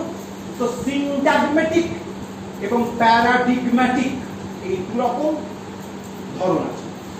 আমি এখন বাড়ি যাব না, এই বাক্যটা দুটো যুক্তিতে বাক্য হয়েছে, দুটো দিক থেকে ভাবা যেতে পারে। একটা সিনট্যাগমেটিক আছে কিরকম না, আমি, তারপরে এখন, তারপরে বাড়ি, তারপরে যাব, তারপরে না, এই পরপর এটার গায়ে এটার কাঁধে কাঁধ মিলিয়ে আর একটা কাঁধের কাঁধ মিলিয়ে পরপর শব্দগুলোকে জোড়া হয়েছে, এটা সিনট্যাগমেটিক। আর এটা দেখা যায় পরিষ্কার করে, আর এখানে দেখা যায় না, সেটা প্যারাডিগম্যাটিক। এটা কিরকম, এই প্রত্যেকটা শব্দকে তুমি রিপ্লেস করতে পারো অন্য একটা শব্দ দিয়ে। যেমন আমি বদলে দাও, রাম এখন বাড়ি যাবে না, একই রেখে দিলাম, শুধু রাম হয়ে গেল আমি চাই। তুমি এখন বাড়ি যাবে না, যাবোটা যাবে হয়ে যাবে সেই অনুযায়ী। কিন্তু আমির বদলে রাম, শ্যাম, যদু, মধু, এক্স, ওয়াই, জেড, এ, সে, ও, অনেক অপশন, তার থেকে একটা আমি বেছে নিই। বাড়ি সরে দাও, বাড়ি যাবে। আমি এখন সিনেমা যাব না, আমি এখন বহরমপুর যাব না, আমি এখন যাদবপুর যাব না। বাড়িটার বদলে 1 লক্ষ অপশন, তার থেকে একটা বাড়ি বেছে নিয়েছি। যেমন এই যে অনেক অপশন থেকে একটা বেছে নিয়েছি, দিস ইজ প্যারাডিগম্যাটিক অ্যাক্সিস। আর তারপর কোনটা বসবে? সিনট্যাগমেটিক অ্যাক্সিস। কেমন? এইটাকেই আর এক রকম করে ব্যাখ্যা করতে গিয়ে জ্যাকবসন দাঁড় করান। একটা হচ্ছে মেটাফরিক্যাল, একটা মেটোনিমিক্যাল। কতটা লাগছে? মনে রাখতে হবে না, শুধু মনে রাখো মেটোনিমিক্যাল, বাংলায় যেখানে লক্ষণা বলি, লক্ষণা। মেটোনিমিক্যাল এটা লাক্ষণিক, খানিকটা সংশক্তি পরপর পরপর যুক্ত হওয়ার মতো। আর মেটাফরিক্যাল উপমাত্মক, অনেক অপশন থেকে একটা অপশন তুলে নিয়েছি। যেমন ধরো বলতে এরকম বাক্য, আলমারিতে সব জামা কাপড় তোলা আছে। এই বাক্যটাকে তুমি যে কোনো ভাবে ভক্ত করে ফেলতে পারো। আলমারির জায়গায় ড্রয়ার বলতে পারো, আলমারির জায়গায় বাক্স বলতে পারো, আলমারির জায়গায় ডিভান বলতে পারো। অনেক অপশন থেকে একটা অপশন বেছে আলমারি বাক্য। সব শব্দগুলোর ক্ষেত্রেই তাই। জামা কাপড়ের জায়গায় পেন্সিল বলতে পারো, বই খাতা বলতে পারো, জুতো বলতে পারো, বাক্স বলতে পারো। অনেকগুলো অপশন থেকে একটা অপশন বেঁচেছে। এই হচ্ছে মেটাফরিক্যাল, উপমার দিক।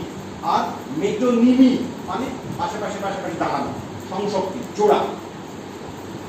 এই দিয়ে ভাষা তৈরি হয়। ভাষার এটা গঠন পৃথিবীর সব ভাষা। এটি জ্যাকবসনের বয়ান। এইটা মাথায় রেখে যদি বলা হয়, এবার ভাবো, unconscious is structured like language. তার মানে আনকনশিয়াসের ওই দুটো অ্যাক্সিস আছে, একটা মেটোনিমিক্যাল, একটা মেটাফরিক্যাল, একটা সংশক্তিমূলক পরপর জোড়া, আর একটা অনেকগুলো অপশন থেকে পরপর বেছে বেছে। ওই যে আমরা দুটো কথা বলেছিলাম মনে আছে, ড্রিম নিয়ে কথা বলতে গিয়ে, ডিসপ্লেসমেন্ট আর কনডেনসেশন। ওই ডিসপ্লেসমেন্ট আর কনডেনসেশনকে এবার মনে মনে থামবো, ওদিকে যাবো না, আমরা মিলিয়ে নিতে পারি এই মেটোনিমিক্যাল আর মেটাফরিক্যাল অ্যাক্সিস। এখানেও তেমনি একটা ঘনীকরণ পদ্ধতি আছে আর একটা বিচ্যুতির পদ্ধতি। লাফা কার্যত এই দুটো প্রবণতার কথা মাথায় রেখে ভাষার সঙ্গে আনকনশিয়াসের সম্পর্কের একটা ইশারা তৈরি করেছে। যাও, আমরা পিছিয়ে যাচ্ছি ওদিক থেকে সরে।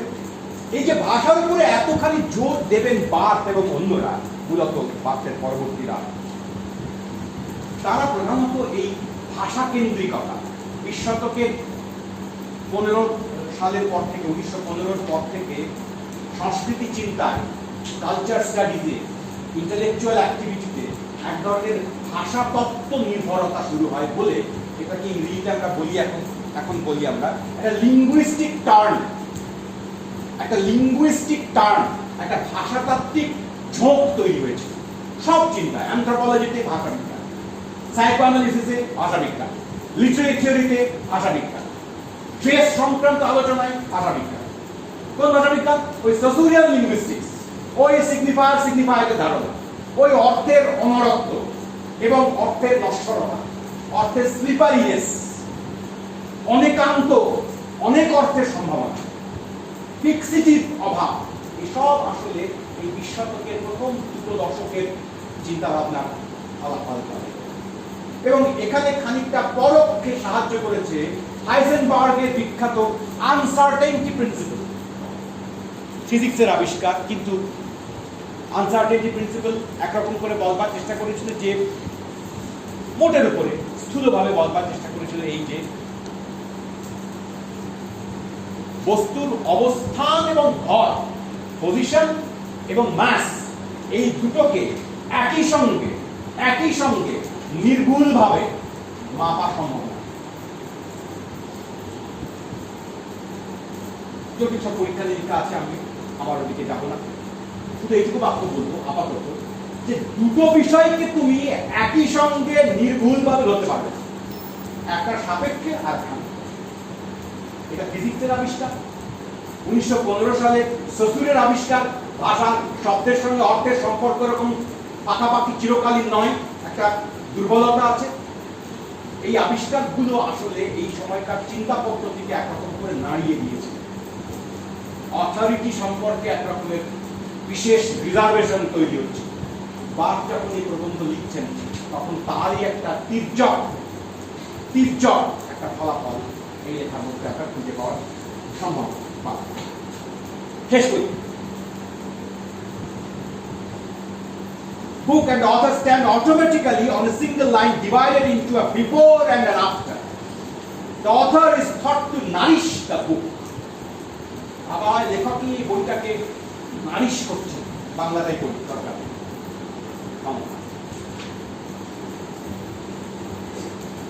হ্যাঁ, উচ্চারণের মুহূর্তটি ছাড়া আর কোনো সময় হয় না।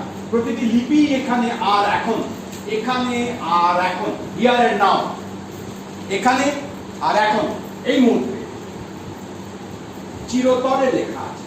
আসল কথাটা হলো, বা এটাই দাঁড়াচ্ছে যে লেখা আর কোন রকম নথিকরণ, প্রতিবেদন, রূপায়ণ বা চিত্রায়ন, ক্লাসিকেরা যেমন বলবে না কি, জাতীয় পদ্ধতিকে নির্দেশ করবে না, বরং নির্দেশ করবে সেই বিষয়টিকে যাকে ভাষাতাত্ত্বিকেরা অক্সফোর্ডের দার্শনিকের অনুসরণে পারফরমেটিভ বলে থাকে।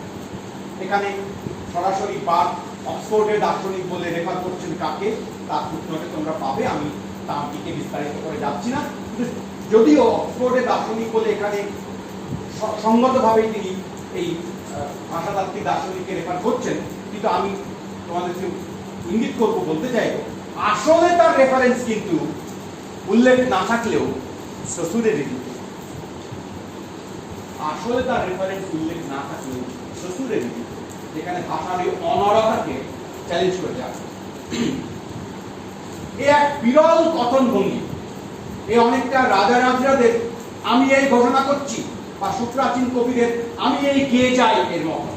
লেখককে এইভাবে কবরে পাঠিয়ে আধুনিক লিপিকার তার পূর্ববর্তীদের শোচনীয় দশা দেখে বিশ্বাস করতে পারেন না যে তার চিন্তা বা সংগ্রামের তুলনায় তার হাতের গতি বড়ই শ্লথ, আর তাই নিতান্ত আবশ্যকতার দায়ে পড়ে তাকে এই বিলম্বের ব্যাপারটায় জোর দিতে হবে, আর তার ভঙ্গিটিকে অনির্দিষ্টভাবে পালিশ করে যেতে হবে। বরং তার কাছে এই হাত সমস্ত স্বর থেকে বিচ্ছিন্ন হয়ে নিছক প্রস্তর লিপির উৎকীর্ণের, আপ্রকাশের নয়, উদ্যমে এক মূলবিন্দুহীন ক্ষেত্র এঁকে চলে। হতে পারে ভাষা নিজেই তার অনন্য মূলবিন্দু, ভাষা এই সমস্ত মূলবিন্দুকে অবিরামভাবে প্রশ্নচিহ্নের সামনে দাঁড় করিয়ে দিচ্ছে। বেসিক্যালি এই মূলবিন্দুর কথা বলে বা আরেকটা পয়েন্টে ঢুকে, অরিজিন কিরকম দেখো, আমি নইনি বা আসলে এই লেখাতে ওই প্রশ্নটার দিকে যাচ্ছেন যে প্রশ্নটা ফ্রয়েড তুলেছিলেন। আরিয়স্তকে বলা হচ্ছে, কোথা থেকে পাও তুমি এত গল্প আরিয়স্ত, উৎস কি? তার উত্তরে ফ্রয়েড গল্প, তার প্রবন্ধের শেষে উৎস স্থির করেছিলেন। গল্প কোথেকে পায়? আমার জীবন থেকেই পায়। লেখক কোথেকে তার গল্প পায়? জীবন থেকে পায়। এই ছিল ফ্রয়েডের ধারণা। বাট এই লেখাতে ফ্রয়েডকে চ্যালেঞ্জ করছেন বেসিক্যালি।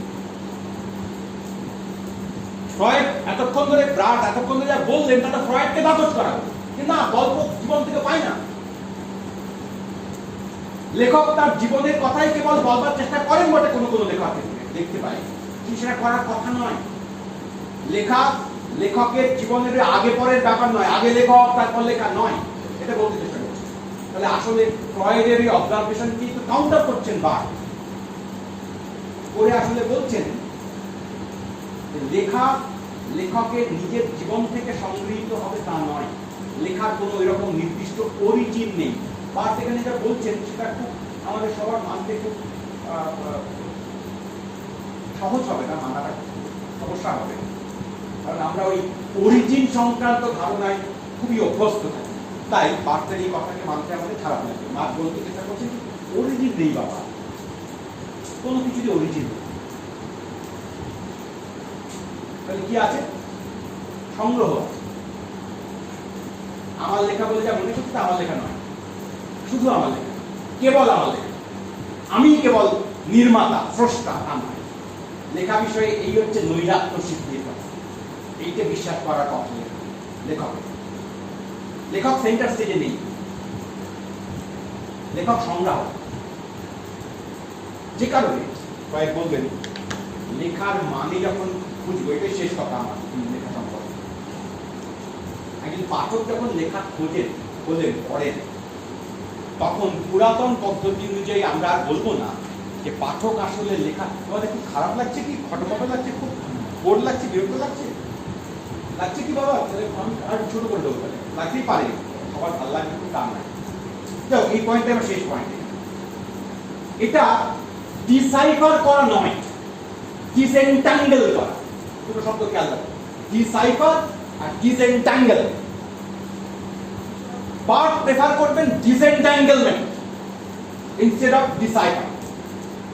কি জিনিস তফাৎ? তফাৎ হচ্ছে যে লেখা যখন পেলাম, পাঠক এবার কি করবে? এক, আগের পদ্ধতি অনুযায়ী অথর সেন্ট্রিক পদ্ধতিতে পাঠকের কাজ হবে ডিসাইফার করা, মানে উদ্ধার করা। মানে কোথায় পাবো? কেন? লেখাটা খোলো, তারপর লেখককে ডাকো, লেখার সঙ্গে লেখককে মেলাও, মিলিয়ে দেখো লেখার মধ্যে একটা মানের ভেতরে কুয়োর মধ্যে ভরা আছে, তারপর তাকে টেনে তোলো, দিয়ে এই হচ্ছে মানে, পেয়ে উল্লাস করো, পেয়েছি, লেখককে পেয়েছি মানে লেখার মানে পেয়েছি। কারণ লেখাটা লেখকেরই কথা। বাদ বলতে না, লেখার ভিতরে কোনো মানে নেই। অতএব লেখককে ডেকে নিয়ে এসে তার সঙ্গে জুড়ে মানে আবিষ্কার করা, মানে বের করা, মানে ঘুরে তোলা, এই শব্দগুলো খেয়াল করে দেখো। যখন বলি মানে বের করা, মানে আবিষ্কার করা, মানে ঘুরে তোলা, মানেটা আছে ওখানে কোথাও করা, ইটস অলরেডি দেয়ার। এই নোশনটাই ভুল। কি করবো? ডিসেন্ট্যাঙ্গেল করবো, ডিসাইফার করবো। এটা কি জিনিস? এক্সাম্পল দিচ্ছি। তোমরা কখনো শীতকালে মোজা পরেছো তো অনেকে নিশ্চয়ই। ধরো এরকম নলেজ জীবনে কখনো হয়েছে? অনেকেই হয় যে মোজাতে ধরো একটা দেখছো কদিন ধরে একটা সুতো বেরিয়ে আছে, তারপরে সেই সুতোটাকে ভাবছো যে টানলে সুতো বেরিয়ে আছে, কেটে টানতে শুরু করে কুল কুল কুল কুল কুল কুল করে গোটা মোজাটা খুলে চলে গেল, সুতো তুমি আর তল খুঁজে পেলে। এরকম হয়তো বাদ বলতে এটাই লেখা করতে পারা। ডিসেন্ট্যাঙ্গেল, খোলো, সুতো খোলো, খুলতেই থাকে, দিস ইজ টেক্সট। এবং বার্ট এখানে না অন্যত্র আরো বলবেন, এখানে ইঙ্গিত করবেন, বলুন বাবা এই টেক্সট কথাটা এসছে কোত্থেকে? টেক্সট মানে কি? কেন টেক্সটকে আমরা টেক্সট বলছি তার কারণ it is texture, it comes from texture. Texture কাকে বলে?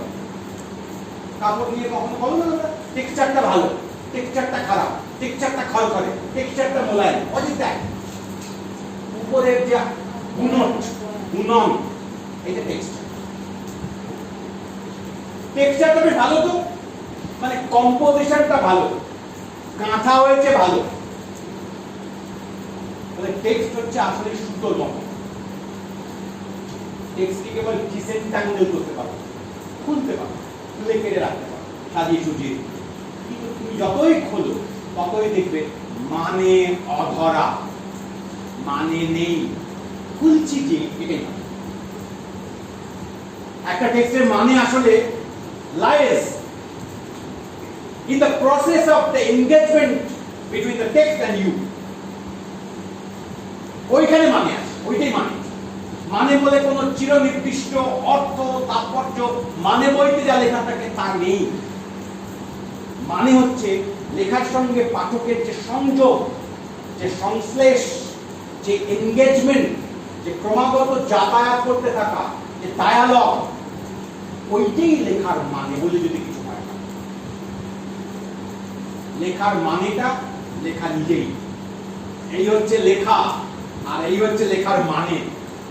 এরকম লেখা ছাড়া লেখার মানে কতকটা বাদ বলেন, আমি এটা অ্যানালজি দিচ্ছি। কতকটা এই হচ্ছে আমার দেহ আর এই হচ্ছে আমার প্রাণ, বলা যাবে? যাবে না তো। এটাই আমার দেহ, এটাই আমার প্রাণ। প্রাণ কোথায় আছে? দেহের মধ্যে। খোঁজো হবে, কুড়েই যাচ্ছ, প্রাণ খুঁজে পাচ্ছ। আছে তো কোথাও একটা, মানেটা ওই রকম, মানে আছে, but you never find it. It cannot be found. It is analogous with the body. It is body itself. লেখাটা একটু কতটা তুমি খোলো, খুলতে যাও, প্লেজার এবং প্লেজার এবং প্লেজার, কিন্তু তুমি ফাইনালি এইবার মানে পেয়েছি পেতে পারো। পাঠ বলছেন এখানে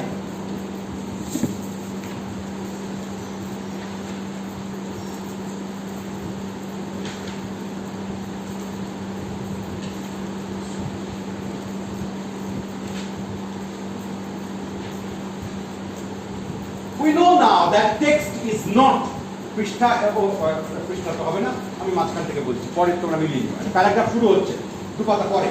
We know now that a text is not a line of words releasing a single theological meaning. The message of the author God, ওই যে আমরা বলছিলাম আগে অথর গড বলে, message of the author god, এই লেখা হচ্ছে অথর নামক গডের মেসেজ। দোড়াই চরিত মানুষ, এই হচ্ছে সতীনাথ ভাদুরী নামক একজন লেখক ঈশ্বরের মেসেজ, না থিওলজিক্যাল নয়। Bible is the message of god. কিন্তু সেই লাইনে তোমরা ভাবছো আসলে ওর ক্রিটিসিজমের অর্থ হচ্ছে Bible message of God, Quran message of Allah. Dhorai Charit Manas is not a message of Satinath. Quran is not a message of Rabindranath. It's a writing. It's something different from Bible. Bible is a fixed message, theological. এই শব্দটাই বলছেন এখানে, আবার বলি। We know now that the text is not a line of words releasing a single theological meaning. বাংলাটা পড়ি। আমরা জানি সাধারণ পাতা, সেকেন্ড প্যারাগ্রাফ, আমরা জানি যে একটি লিপি মানে কতগুলো শব্দ দিয়ে গড়া একটা লাইন মাত্র নয়, যার থেকে ধর্মতাত্ত্বিক অর্থ লেখক বিধাতার বাণী নির্গত হয়। আসলে তা একটি বহুমাত্রিক ক্ষেত্র যেখানে নানান লেখা, যা কোনোটি মৌলিক নয়, অরিজিনাল নয়, এসে মেশে আর সংঘর্ষ করে। আরিয়স্তকে বলা হয়েছে, প্রত্যেকে পাও আরিয়স্ত, ফ্রয়েড উত্তর দিলেন গোটা প্রবন্ধ জুড়ে, আমার জীবন থেকে পায় ধর্মাবতার মহারাজ জাহাপনা, আমারই জীবন থেকে পায়, আমারই সাইকের মধ্যে, আমারই ড্রিমের মধ্যে, আমারই খেলার মধ্যে এই সব উপাদান আছে, আমি এর রচয়িতা। পাঠ বলছে কোথাও আমার নয়, সব সংগৃহীত। যে চিন্তে আমার, আর তারপর তাদের একটা সংঘর্ষ হয়, কেবল আমার কোনো ব্যাপার। তা অবনীত সংস্কৃতি কুঞ্জ থেকে আহরিত বিবিধ উদ্ধৃতির এক গুণট। স্বার্থের কথা হচ্ছে সব উদ্ধৃতি, বিভিন্ন উদ্ধৃতির গুণট। রাম বলেছিল, স্বামী বলেছিল, যদু বলেছিল, মধু বলেছিল, আমাকে বলেছিল, ওকে বলেছিল, তাদের মধ্যে বলেছিল, আমাকে শুনিয়ে শুনিয়ে বলেছিল, আমাকে আড়াল করে বলেছিল, ফিসফিস করে বলেছিল, সব মিলিয়ে আমি জুড়ে গেছি যে আপনি দোড়াই চরিত মানুষ। আমার জীবনের কথা নয়, এই হচ্ছে বোঝা যাচ্ছে খানি, খুব ঘটনা লাগছে। বিবিধ উদ্ধৃতির এক গুণট, চিরকালের নকল নবী গুবারে পেকুশের মতো, ফুটনোট দেওয়া আছে পড়ছি না, যারা একই সঙ্গে অপরূপ আর হাস্যকর, আর যাদের প্রগাঢ় প্রহসন লিপির অন্তর্নিহিত সত্যটিকেই পরিষ্কারভাবে নির্দেশ করে। লেখকও শুধু সেই ভঙ্গি নকল করতে পারেন যা ভূতপূর্ব, মৌলিক নয়। মৌলিক কিছু বলা আমাদের অধিকারই নেই, এই হচ্ছে ফিলসফি। আমরা বুঝতে পারছো রোমান্টিক ফিলসফি থেকে সম্পূর্ণ ভিন্ন দিকে চলে গেল। আমরা রোমান্টিকদের থেকে পেয়ে আমরা বলেছি এতকাল যে কবিরা তো সবই নতুন কথা বলে, মৌলিক, বানিয়ে, অভিনব, যা আগে কখনো ছিল না। ওয়ার্ডসওয়ার্থ বলছেন the light that never was on sea or land, সমুদ্রে পৃথিবীতে কোথাও যে আলো কখনো ছিল না তাই কবি বানিয়েছে। এটি কবির কাজ। সেই একই ইউরোপের পাশের দেশ ফ্রান্সে বসে রলাবার ১৭ বছর বাদে লিখছেন যে কিছুই পৃথিবীতে মৌলিক। কবিকে ওই মৌলিক রচয়িতা আকারে দাঁড় করিয়েছিলেন ওয়ার্ডসওয়ার্থ। সেই এসে বলেছিলেন যে আমি শাসনকর্তা, পৃথিবীকে শাসন করি আমরা। সেই এখানে বারবার কিসের শাসন? সব পোড়ানো, সব জোটানো, কিছুই তোমার নয় বাবা। এই অহমিকা ছেড়ে দাও, নৈরাত্য সিদ্ধিতে যাও। তুমি জ্ঞান দিচ্ছ না, জ্ঞান কেবল ঈশ্বর দেন। বাইবেলে, কোরআনে, ত্রিপিটক, ওগুলো ঐশী বাণী। কবি কোনো ঐশী বাণী দেওয়ার লোক না,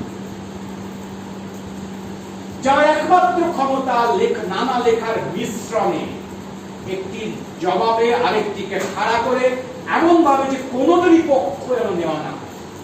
এটি কবিতা লেখা, কোনো পক্ষ নেবেন না, তোমার জড় করবে। নিজেকে প্রকাশ করতে চাইলে তার অন্তত এটুকু জানা উচিত, তিনি যে ভেতরের জিনিসটি অনুবাদ করার কথা ভাবছেন তা নিজেই একটা সসম্পূর্ণ অভিধান। তার শব্দগুলো শুধু অন্য শব্দাবলী দিয়েই ব্যাখ্যা করা যায়, এইভাবে অশেষ পর্যন্ত। এইটাই সেই মজার জায়গাটা বলে আমি শেষের জায়গায় এসে গেছি। প্রায় কি দিয়ে তুমি ব্যাখ্যা করবে বাবু নিজেকে? তোমার অর্থ তুমি বলবে, এই তোমার ভাবনা, এই হচ্ছে লেখাটার মানে। কি দিয়ে বলবে? যা ভেবেছো তাকে কি দিয়ে বলবে? শব্দ দিয়ে বলবে তো। লেখাতে যা বলা আছে তার মানে তুমি কি করে বলতে পারো? শব্দ দিয়েই বলবে। শব্দগুলো কি? প্রতিশব্দ। শব্দের মানে হয় কি? প্রতিশব্দ। প্রত্যেক ব্যাপারের জন্য একটা করে শব্দ, আর আছে অজস্র প্রতিশব্দ। যেই সেই প্রতিশব্দের সাহায্য তুমি নিলে, অমনি তোমাকে আরো প্রতিশব্দের সাহায্য নিতে হবে, এবং এইভাবে অশেষ পর্যন্ত। প্রেম মানে কি? বল, 1 লক্ষ শব্দ বলতে পারো। প্রেম মানে অমুক অমুক অমুক অমুক অমুক, কোনোটাই মানে নয়, সব প্রতিশব্দ। তুমি শেষ পর্যন্ত প্রেম বলতে যা বোঝায় তা কোনো শব্দ দিয়ে কাছাকাছি যাবে, পাশ দিয়ে বেরিয়ে যাবে, তলা দিয়ে চলে যাবে, উপর দিয়ে চলে যাবে। অভিধানের সাহায্য নিয়ে বলতে গেলে তোমাকে নিজেই একটা আলাদা অভিধান মানতে হবে। সব অভিধান আসলে তোমাকে প্রতিশব্দ দেয় আর ভান করে যে মানে বলছে। এটা মানে কি রে? ডিকশনারি দেখে নে। ভান, এটা ভ্রম। ডিকশনারিতে মানে পাওয়া যায় না, কাছাকাছি প্রতিশব্দ পাওয়া যায়। মানে তৈরি হয় যখন ওই শব্দ কোনো একটা কনটেক্সটে ব্যবহৃত হয়, এবং সেটা শোনার জন্য একটা লোক থাকে আর বলার জন্য একটা লোক, তখন মানে। ওই একটা ক্ষেত্রেই মানে তৈরি হয়। মানের আর মানে নেই। Meaning has no meaning. আমি একটা কথাকে আরেকভাবে বলতে পারি, মানে বলতে পারি। কি বলতে চাইছি? বাদ বলছেন শেষ পর্যন্ত অশেষ শব্দের মিছিলের মধ্যে তুমি হাঁটতে থাকবে, কিন্তু মানে খুঁজে পাবে ঠিক একটা নির্দিষ্ট। এটি ভাষার মজা, এটি ভাষার রহস্য, অপার রহস্য। তারপর থেকে কি হয়, আমরা কি করি বলছেন, বা পরের প্যারাগ্রাফ।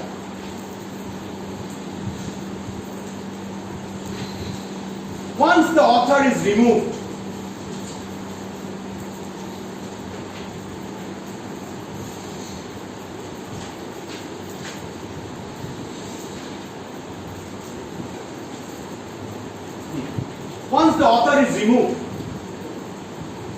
লেখককে যদি এবারে সরিয়ে রাখা যায় একবার, the claim to decipher a text becomes quite futile.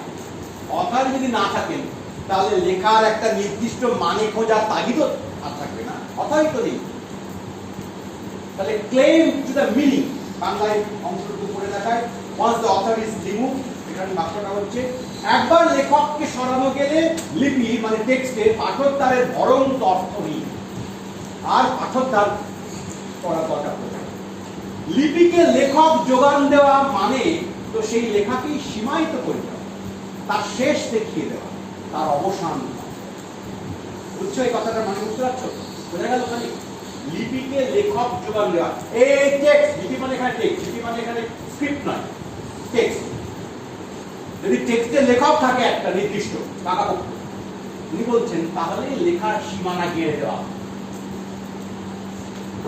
এইটা লেখক, লেখক, আর এইটা লেখক, মানে এই হচ্ছে মানে। এই ধারণা সমালোচনার সঙ্গে খুব খাপ খায়।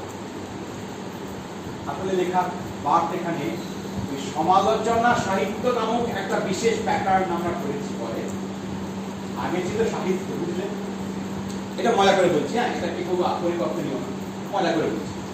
পৃথিবীর গোড়ায় ছিল সাহিত্য, কবি ছিলেন, অনেক কবি, গিজগিজে পিলপিল, ইনফ্যাক্ট সকলেই তো কবি। আমি সত্যি সত্যি এটা বিশ্বাস করি, সকলেই সম্ভাবনাময় কবি। কেউ লিখে উঠতে পারেন না, সেটা আলাদা কথা, নানান পরিপ্রেক্ষিত অবস্থা ইত্যাদি থাকে, বা যা লিখে ওঠেন তা অন্যদের পছন্দ হয়, তাও হতে পারে, কিন্তু তবুও কবি সবাই। আমি জীবনানন্দের ওই দিকটা মানি। তো যাও, তো তারপর দেখা গেল যে না, সবাই তো আর লিখতে পারছে না, যে কোনো কারণেই হোক। তখন একদল ব্যর্থ কবি আমাদের মতো, তারা ঠিক করলে যে লিখতে যদি না পারে, ঠিক আছে, তাহলে একভাবে প্রতিশোধ আমি নেব। কি? যে যা লিখবে সব সময় তার ভুল ত্রুটি ভালো মন্দ, মেনলি খারাপ বলে বলবো, দু চারবার এত খারাপ বললে তো লোক খারাপ বলবে, তাই দু একটা ভালো বলতে হবে, দু একটা ভালো মাঝে মাঝে বলছো, কিন্তু বেশিরভাগ ক্ষেত্রে খারাপ বলবো। লেখা বিষয়ে লিখবো, পদ্য লিখতে না পাই, পদ্য বিষয়ে পদ্য লিখবো। এই বলে একটা সমালোচনা সাহিত্য নামক একটা ব্যাপার আমরা ভাঙতাম করে। যারা কবিতা লিখতে পারে না তারা সমালোচক হিসেবে পরোক্ষে একটা রিফ্লেক্টেড জড়ি যাকে বলা হয়, আলো আসছে না বলছে ওইখানে পড়ে আলো আয় ঘুরে, কবি গায়ে পড় সেখান থেকে একটু ফিরে আয়, এরকম করে তারপরে আমরা খানিকটা চেষ্টা করলাম সমালোচনা। মুশকিলটা হলো এই পাঠ ইঙ্গিত করছেন এরপরে এত পাওয়ারফুল হয়ে উঠল সমালোচকেরা, যেমন করে ব্যাকরণ পাওয়ারফুল হয় খানিক পাঠে সেরকম। এরপরে সমালোচকরাই বলতে শুরু করলো লেখা কেমন হবে। প্রথমে ওরা লিখতে পারছিল, পারলে যে লেখা কবি হতে পারে সেটা কোনো প্রাবন্ধিক হয়। রবীন্দ্রনাথ একাত্রিত বাদ দাও, সেটা অন্যরকম এক্সেপশনাল, ও কথা ভুল করছি, তাহলে বাংলাতে যা খুশি পারে। যে লোকটা কবি হতে পারে সে কেন প্রবন্ধ লিখবে, কবিতাও লিখবে, তাই না? এবার কবি হতে পারলুম না, তার কবে প্রাবন্ধিক হলুম, হয়ে বললুম যে কবিদের এই করা উচিত, তুই বলতে পারতিস কিন্তু না, তা নয়। তারপরে সমালোচনা সাহিত্য একটা ডিকটেশন হয়ে দাঁড়ালো যে এবার এই মাপে কবিদেরকে বিচার করতে হবে। এইটি বাচ্চাটা নিয়ে যে এই অথরের ধারণার সঙ্গে সমালোচকের খুব খাপ খায়। আসলে কবির এই বিষয়, অথরের এই চেহারা সমালোচকদের স্বার্থে, সমালোচকেরা নিজেদের স্বার্থে অথরের এই চেহারা বানিয়েছে। এরকম অথর ছিল না, কবিরা এরকম ছিল না, কবিরা আমি করতো না। অথর করবে কি, সমালোচক করবে কি, তার তো কিছু করতে হবে। ফলে সে জীবন লিখবে, বৃত্তান্ত লিখবে, ম্যাগনিফাইং গ্লাস নিয়ে ঘুরে বেড়াবে প্রান্তে ও প্রান্তে, জীবনের আনাচে কানাচে ঘুরবে, ঘুরে এসে বলবে যে এই জীবন আর এই মানে। এই স্বার্থে, এই আল্লাহ ক্রিটিককে এই আল্লাহ দেওয়ার জন্য এই সমস্ত কাণ্ড কারখানা। বাড়তে খুব মজা করে বলছেন, ব্যাপারটা এত সহজ নয়, কিন্তু বলছেন তাই করে দেখায়। এই ধারণা সমালোচনার সঙ্গে খুব খাপ খায়, কেননা সমালোচনা তখন সৃষ্টির গভীরে লেখককে অথবা তার লক্ষণকে সমাজ, ইতিহাস, চেতনা, মুক্তি আবিষ্কার করার জরুরি কাজে লেগে পড়ে। এটা সমালোচকের কাজ হয়ে দাঁড়ায় না। আচ্ছা, লেখকের মধ্যে কি কি আছে দেখি। সমাজ চেতনা, লেখকের সমাজ চেতনা, আমরা প্রবন্ধ উত্তর লিখি, পরীক্ষায় লিখি না। সতীনাথ ভাদুরীর সমাজ চেতনা, বিমল করের প্রেম চেতনা, বিমল করের চুরি বিষয়ক ধারণা, প্রবন্ধ লিখবে। তার সঙ্গে দুটো উপন্যাসটি জুড়ে দিয়ে খাপে খাপে আমরা বসিয়ে দিই লেখকের অমুক চেতনা, প্রকৃতি চেতনা, প্রেম চেতনা, পরিবার চেতনা, হেনা চেতনা ইত্যাদি। এটা কি এখানে ঠাট্টা করে বাদ লিখছেন। আবিষ্কার করার জরুরি কাজে লেগে পড়ে। যেই লেখকের খোঁজ পাওয়া গেল, লিপি ব্যাখ্যা, টেক্সটে ব্যাখ্যা, সমালোচক জিন্দাবাদ। সাকসেসফুল সমালোচক, খাপে খাপ মিলে গেছে।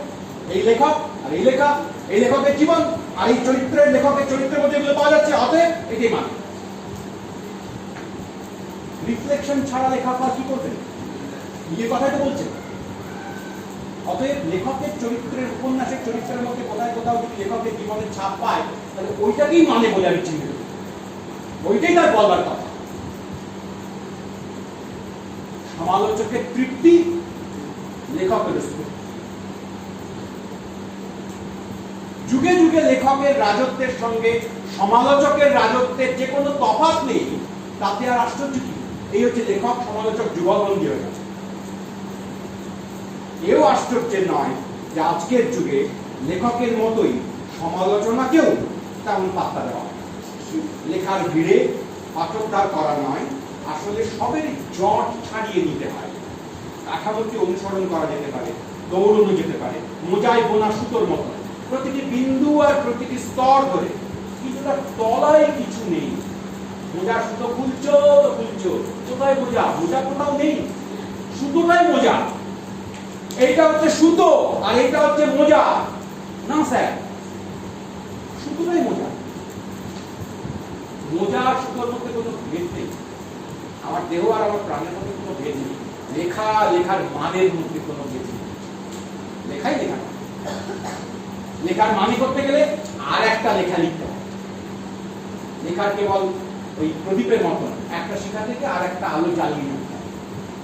একটা লেখা আর একটা লেখাকে ইনভাইট করতে পারে। তো লেখা never discloses its meaning because it doesn't have a meaning to disclose. লেখাটা নিজেই যা বলবার কথা।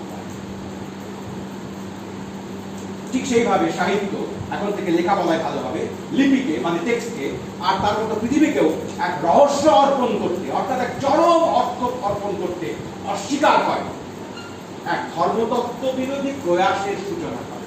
এই প্রয়াস সত্যিই বৈপ্লবিক, কেননা অর্থ অর্পণ করতে অস্বীকার করা মানে শেষ পর্যন্ত ঈশ্বর ও তার লক্ষণগুলিকে যুক্তি, বিজ্ঞান, আইন অস্বীকার।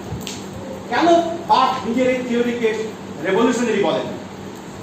এই থিওরি রেভলিউশনারি এই কারণে যে আমি কোনো কেন্দ্রীয় অর্থকে অস্বীকার করছি। কোনো রহস্য নেই লেখায়, লেখা নিজেই সব, লেখার ভিতরে কোনো রহস্য নেই। এই কেন্দ্রীয় অর্থ অস্বীকার করার মানে হচ্ছে ঈশ্বরের কেন্দ্রীয়ত্বকে অস্বীকার করা, যেটা বার্থ এখানে বলছেন না, রাষ্ট্রের কেন্দ্রীয়ত্বকেও অস্বীকার। আমি তোমাদের ইঙ্গিত করেছিলাম বার্থের এই লেখার মধ্যে ঈশ্বরের কথা আছে কিন্তু রাষ্ট্রের কথা নেই। রাষ্ট্রের অর্থনীতিকে অস্বীকার করাও কার্যত বার্থের লেখা তৈরি হওয়ার একটা প্রণোদনা, বুঝছো? তার ফলে একটু পড়লাম আর বাকি কিছু পড়বো না। লেখকের এই মৃত্যু শেষ পর্যন্ত কোনো ডিস্ট্রাকশনের কথা বলছে। লেখকের মৃত্যু আসলে আবাহন, ডেকে নিয়ে আসা, অংশগ্রহণ করতে বলা, প্রচুর পাঠককে, সম্মিলিত পাঠককে একত্রিত, যারা লেখার সঙ্গে এনগেজ হবে, যুক্ত হবে, লেখাটিকে খুলবেন, সুতো ছাড়াবেন, ছাড়াতে ছাড়াতে লেখার অন্ত পর্যন্ত যাবে। তো অর্থের লোভে নয়, লেখকের কাছে জীবনে পৌঁছানোর জন্য না, লেখার সঙ্গে সংযুক্ত হওয়ার মধ্যে দিয়ে তিনি নিজেই একটা আনন্দের উৎস খুঁজে পান, যার কোনো অরিজিনালিটির দাবি নেই। এটা সবার, এটা সকলের। এই যে সকলের জন্য লেখা, এই ধারণার মধ্যে কি আসলে কি পাচ্ছ না? আসলে কি ধারণার ক্ষেত্রে কি পাচ্ছ না? যে অ্যাবলিশন অফ প্রাইভেট প্রপার্টি, ঠিক অ্যাবলিশন অফ প্রাইভেট প্রপার্টি যে নোশন, তাই কি আসলে তলায় তলায় এই লেখার মধ্যে কাজ করছে না? সেই এক ধরনের নৈরাজ্যের সুখ, এইটাই এই লেখা প্রথা। লেখা লেখাকে লেখা পাঠের মধ্যে দিয়ে যে অর্থ ক্রমাগত নির্মিত করে, সে অর্থটা আমরা কি হয়, কোথায় যায়? যে অর্থের কোনো চিরন্তনত্ব নেই। চতুর বলেছেন নেই, বারবার করে দেখিয়ে দিয়েছেন সত্যিই নেই। তাহলে অর্থ পেলাম একটা জমি রাখার জন্য, আমি এটা অর্থ বের করলাম, নোট বই লিখে রাখবো না চিরকালের জন্য, এটাই লেখা মানে না। I will wait for another reader or a new, from a new age. He or she will create new meaning while engaging with the text. আমি অর্থ জমিয়ে রাখবো, এই অর্থ ক্রমাগত উৎপন্ন হবে, ক্রমাগত বিধ্বস্ত হবে, নতুন অর্থের সম্ভাবনা। এটি বলা, ফলে লেখার চিরকালীন অর্থ, লেখা নিজেই একটি প্রস্তাব, বয়ান, যা প্রতি মুহূর্তে অসংখ্য পাঠকের সহাবস্থান দাবি করে, তার জন্য উন্মুখ হয়ে বসে থাকে, কোনো নির্দিষ্ট একক অর্থ নিয়ে নয়। সম্ভাবনা, ভাষার সম্ভাবনা, এটাই বলার কথা। লেখকের মৃত্যু মানে ব্যক্তি লোকটার মৃত্যুর কথা অপ্রিয় হলো না, নিশ্চয়ই বুঝতে পারছো। লেখকের মৃত্যু বলতে আসলে বলা হলো লেখকের নামক যে অথরিটি, যে কর্তৃত্ব, যে একক অর্থের ভান্ডার নিয়ে বসে থাকা কর্তা ব্যক্তি তার কর্তৃত্বের অবসান হোক, এইটাই এটা বলা। লেখকের মৃত্যু মানে লেখকের কর্তৃত্বের অবসান। কর্তৃত্ব কি অর্থে লেখকের? লেখকের কর্তৃত্ব কি করে থাকে? যে এই লেখার এই মানে, এই স্ক্রিপচার, এই মেসেজ, এই meaning, you must understand it. এইটা হচ্ছে লেখকের কর্তৃত্ব। সেটা চাই, সেটা না চাইতে কি উনি কখনো মালার্নের কথা আনেন, কখনো ক্রুস্টের কথা আনেন, কখনো ভ্যালেরির কথা আনেন, কখনো পুরনো গ্রিক ধারণার কথা আনেন, কখনো টেক্সট কথাটার অর্থ ব্যাখ্যা করেন। টেক্সট মানে গুণন, মৌলিক কিছু নয়, আমার নয়, কোড়ানো, জোটানো। এসব কথা বলার মধ্যে দিয়ে লেখকের কর্তৃত্বের অবসান চান, আর পাঠকের উদ্বোধন চান, পাঠকের সমাবেশ চান, পাঠকের অংশগ্রহণ চান, পাঠকের অ্যাক্টিভিটি চান। নিষ্ক্রিয় পাঠকের পরিবর্তে সক্রিয় পাঠক চান, ক্রিয়েটিভ পাঠক চান। তাই তার শেষ পর্যন্ত উন্মিষ্ট হবে রাইটারলি text. Barthes basically invites the reader to be a writer. লেখক হতে চাচ্ছে, নিষ্ক্রিয় পাঠক হতে চান। আর যদি পাঠক যদি সক্রিয় লেখক হয়ে ওখান থেকে যায়, তখনই পুরনো সেই কর্তৃত্বওয়ালা লেখকের মৃত্যু অনিবার্য। তাকে বাঁচিয়ে রেখে, টিকিয়ে রেখে এত পাঠকের লেখক হয়ে ওঠা অসম্ভব। যতদিন ওই কর্তা লেখক আছেন, ততদিন পর্যন্ত পাঠকের নিষ্ক্রিয় থাকাই বাধ্যতামূলক। যদি পাঠককে শেষ পর্যন্ত লেখকত্বে উত্তীর্ণ করতে হয়, তাহলে কর্তা লেখককে সরে যেতে হবে মঞ্চ থেকে। This is the manifesto. This is the manifesto যেটা বলছে যে hail to the reader, down with the author, down with the authority. কেমন বুঝা গেছে? আমি বুঝেছিস তো, সত্যিকার বুঝেছিস? আমার ক্ষমতা নেই, কতক্ষণ পড়ালাম এটা ঘন্টা খানি দেরি করে বিশ্বাস দিতে পারছি। 15 মিনিট গ্যাপ, হ্যাঁ 5 মিনিটে পারবো না।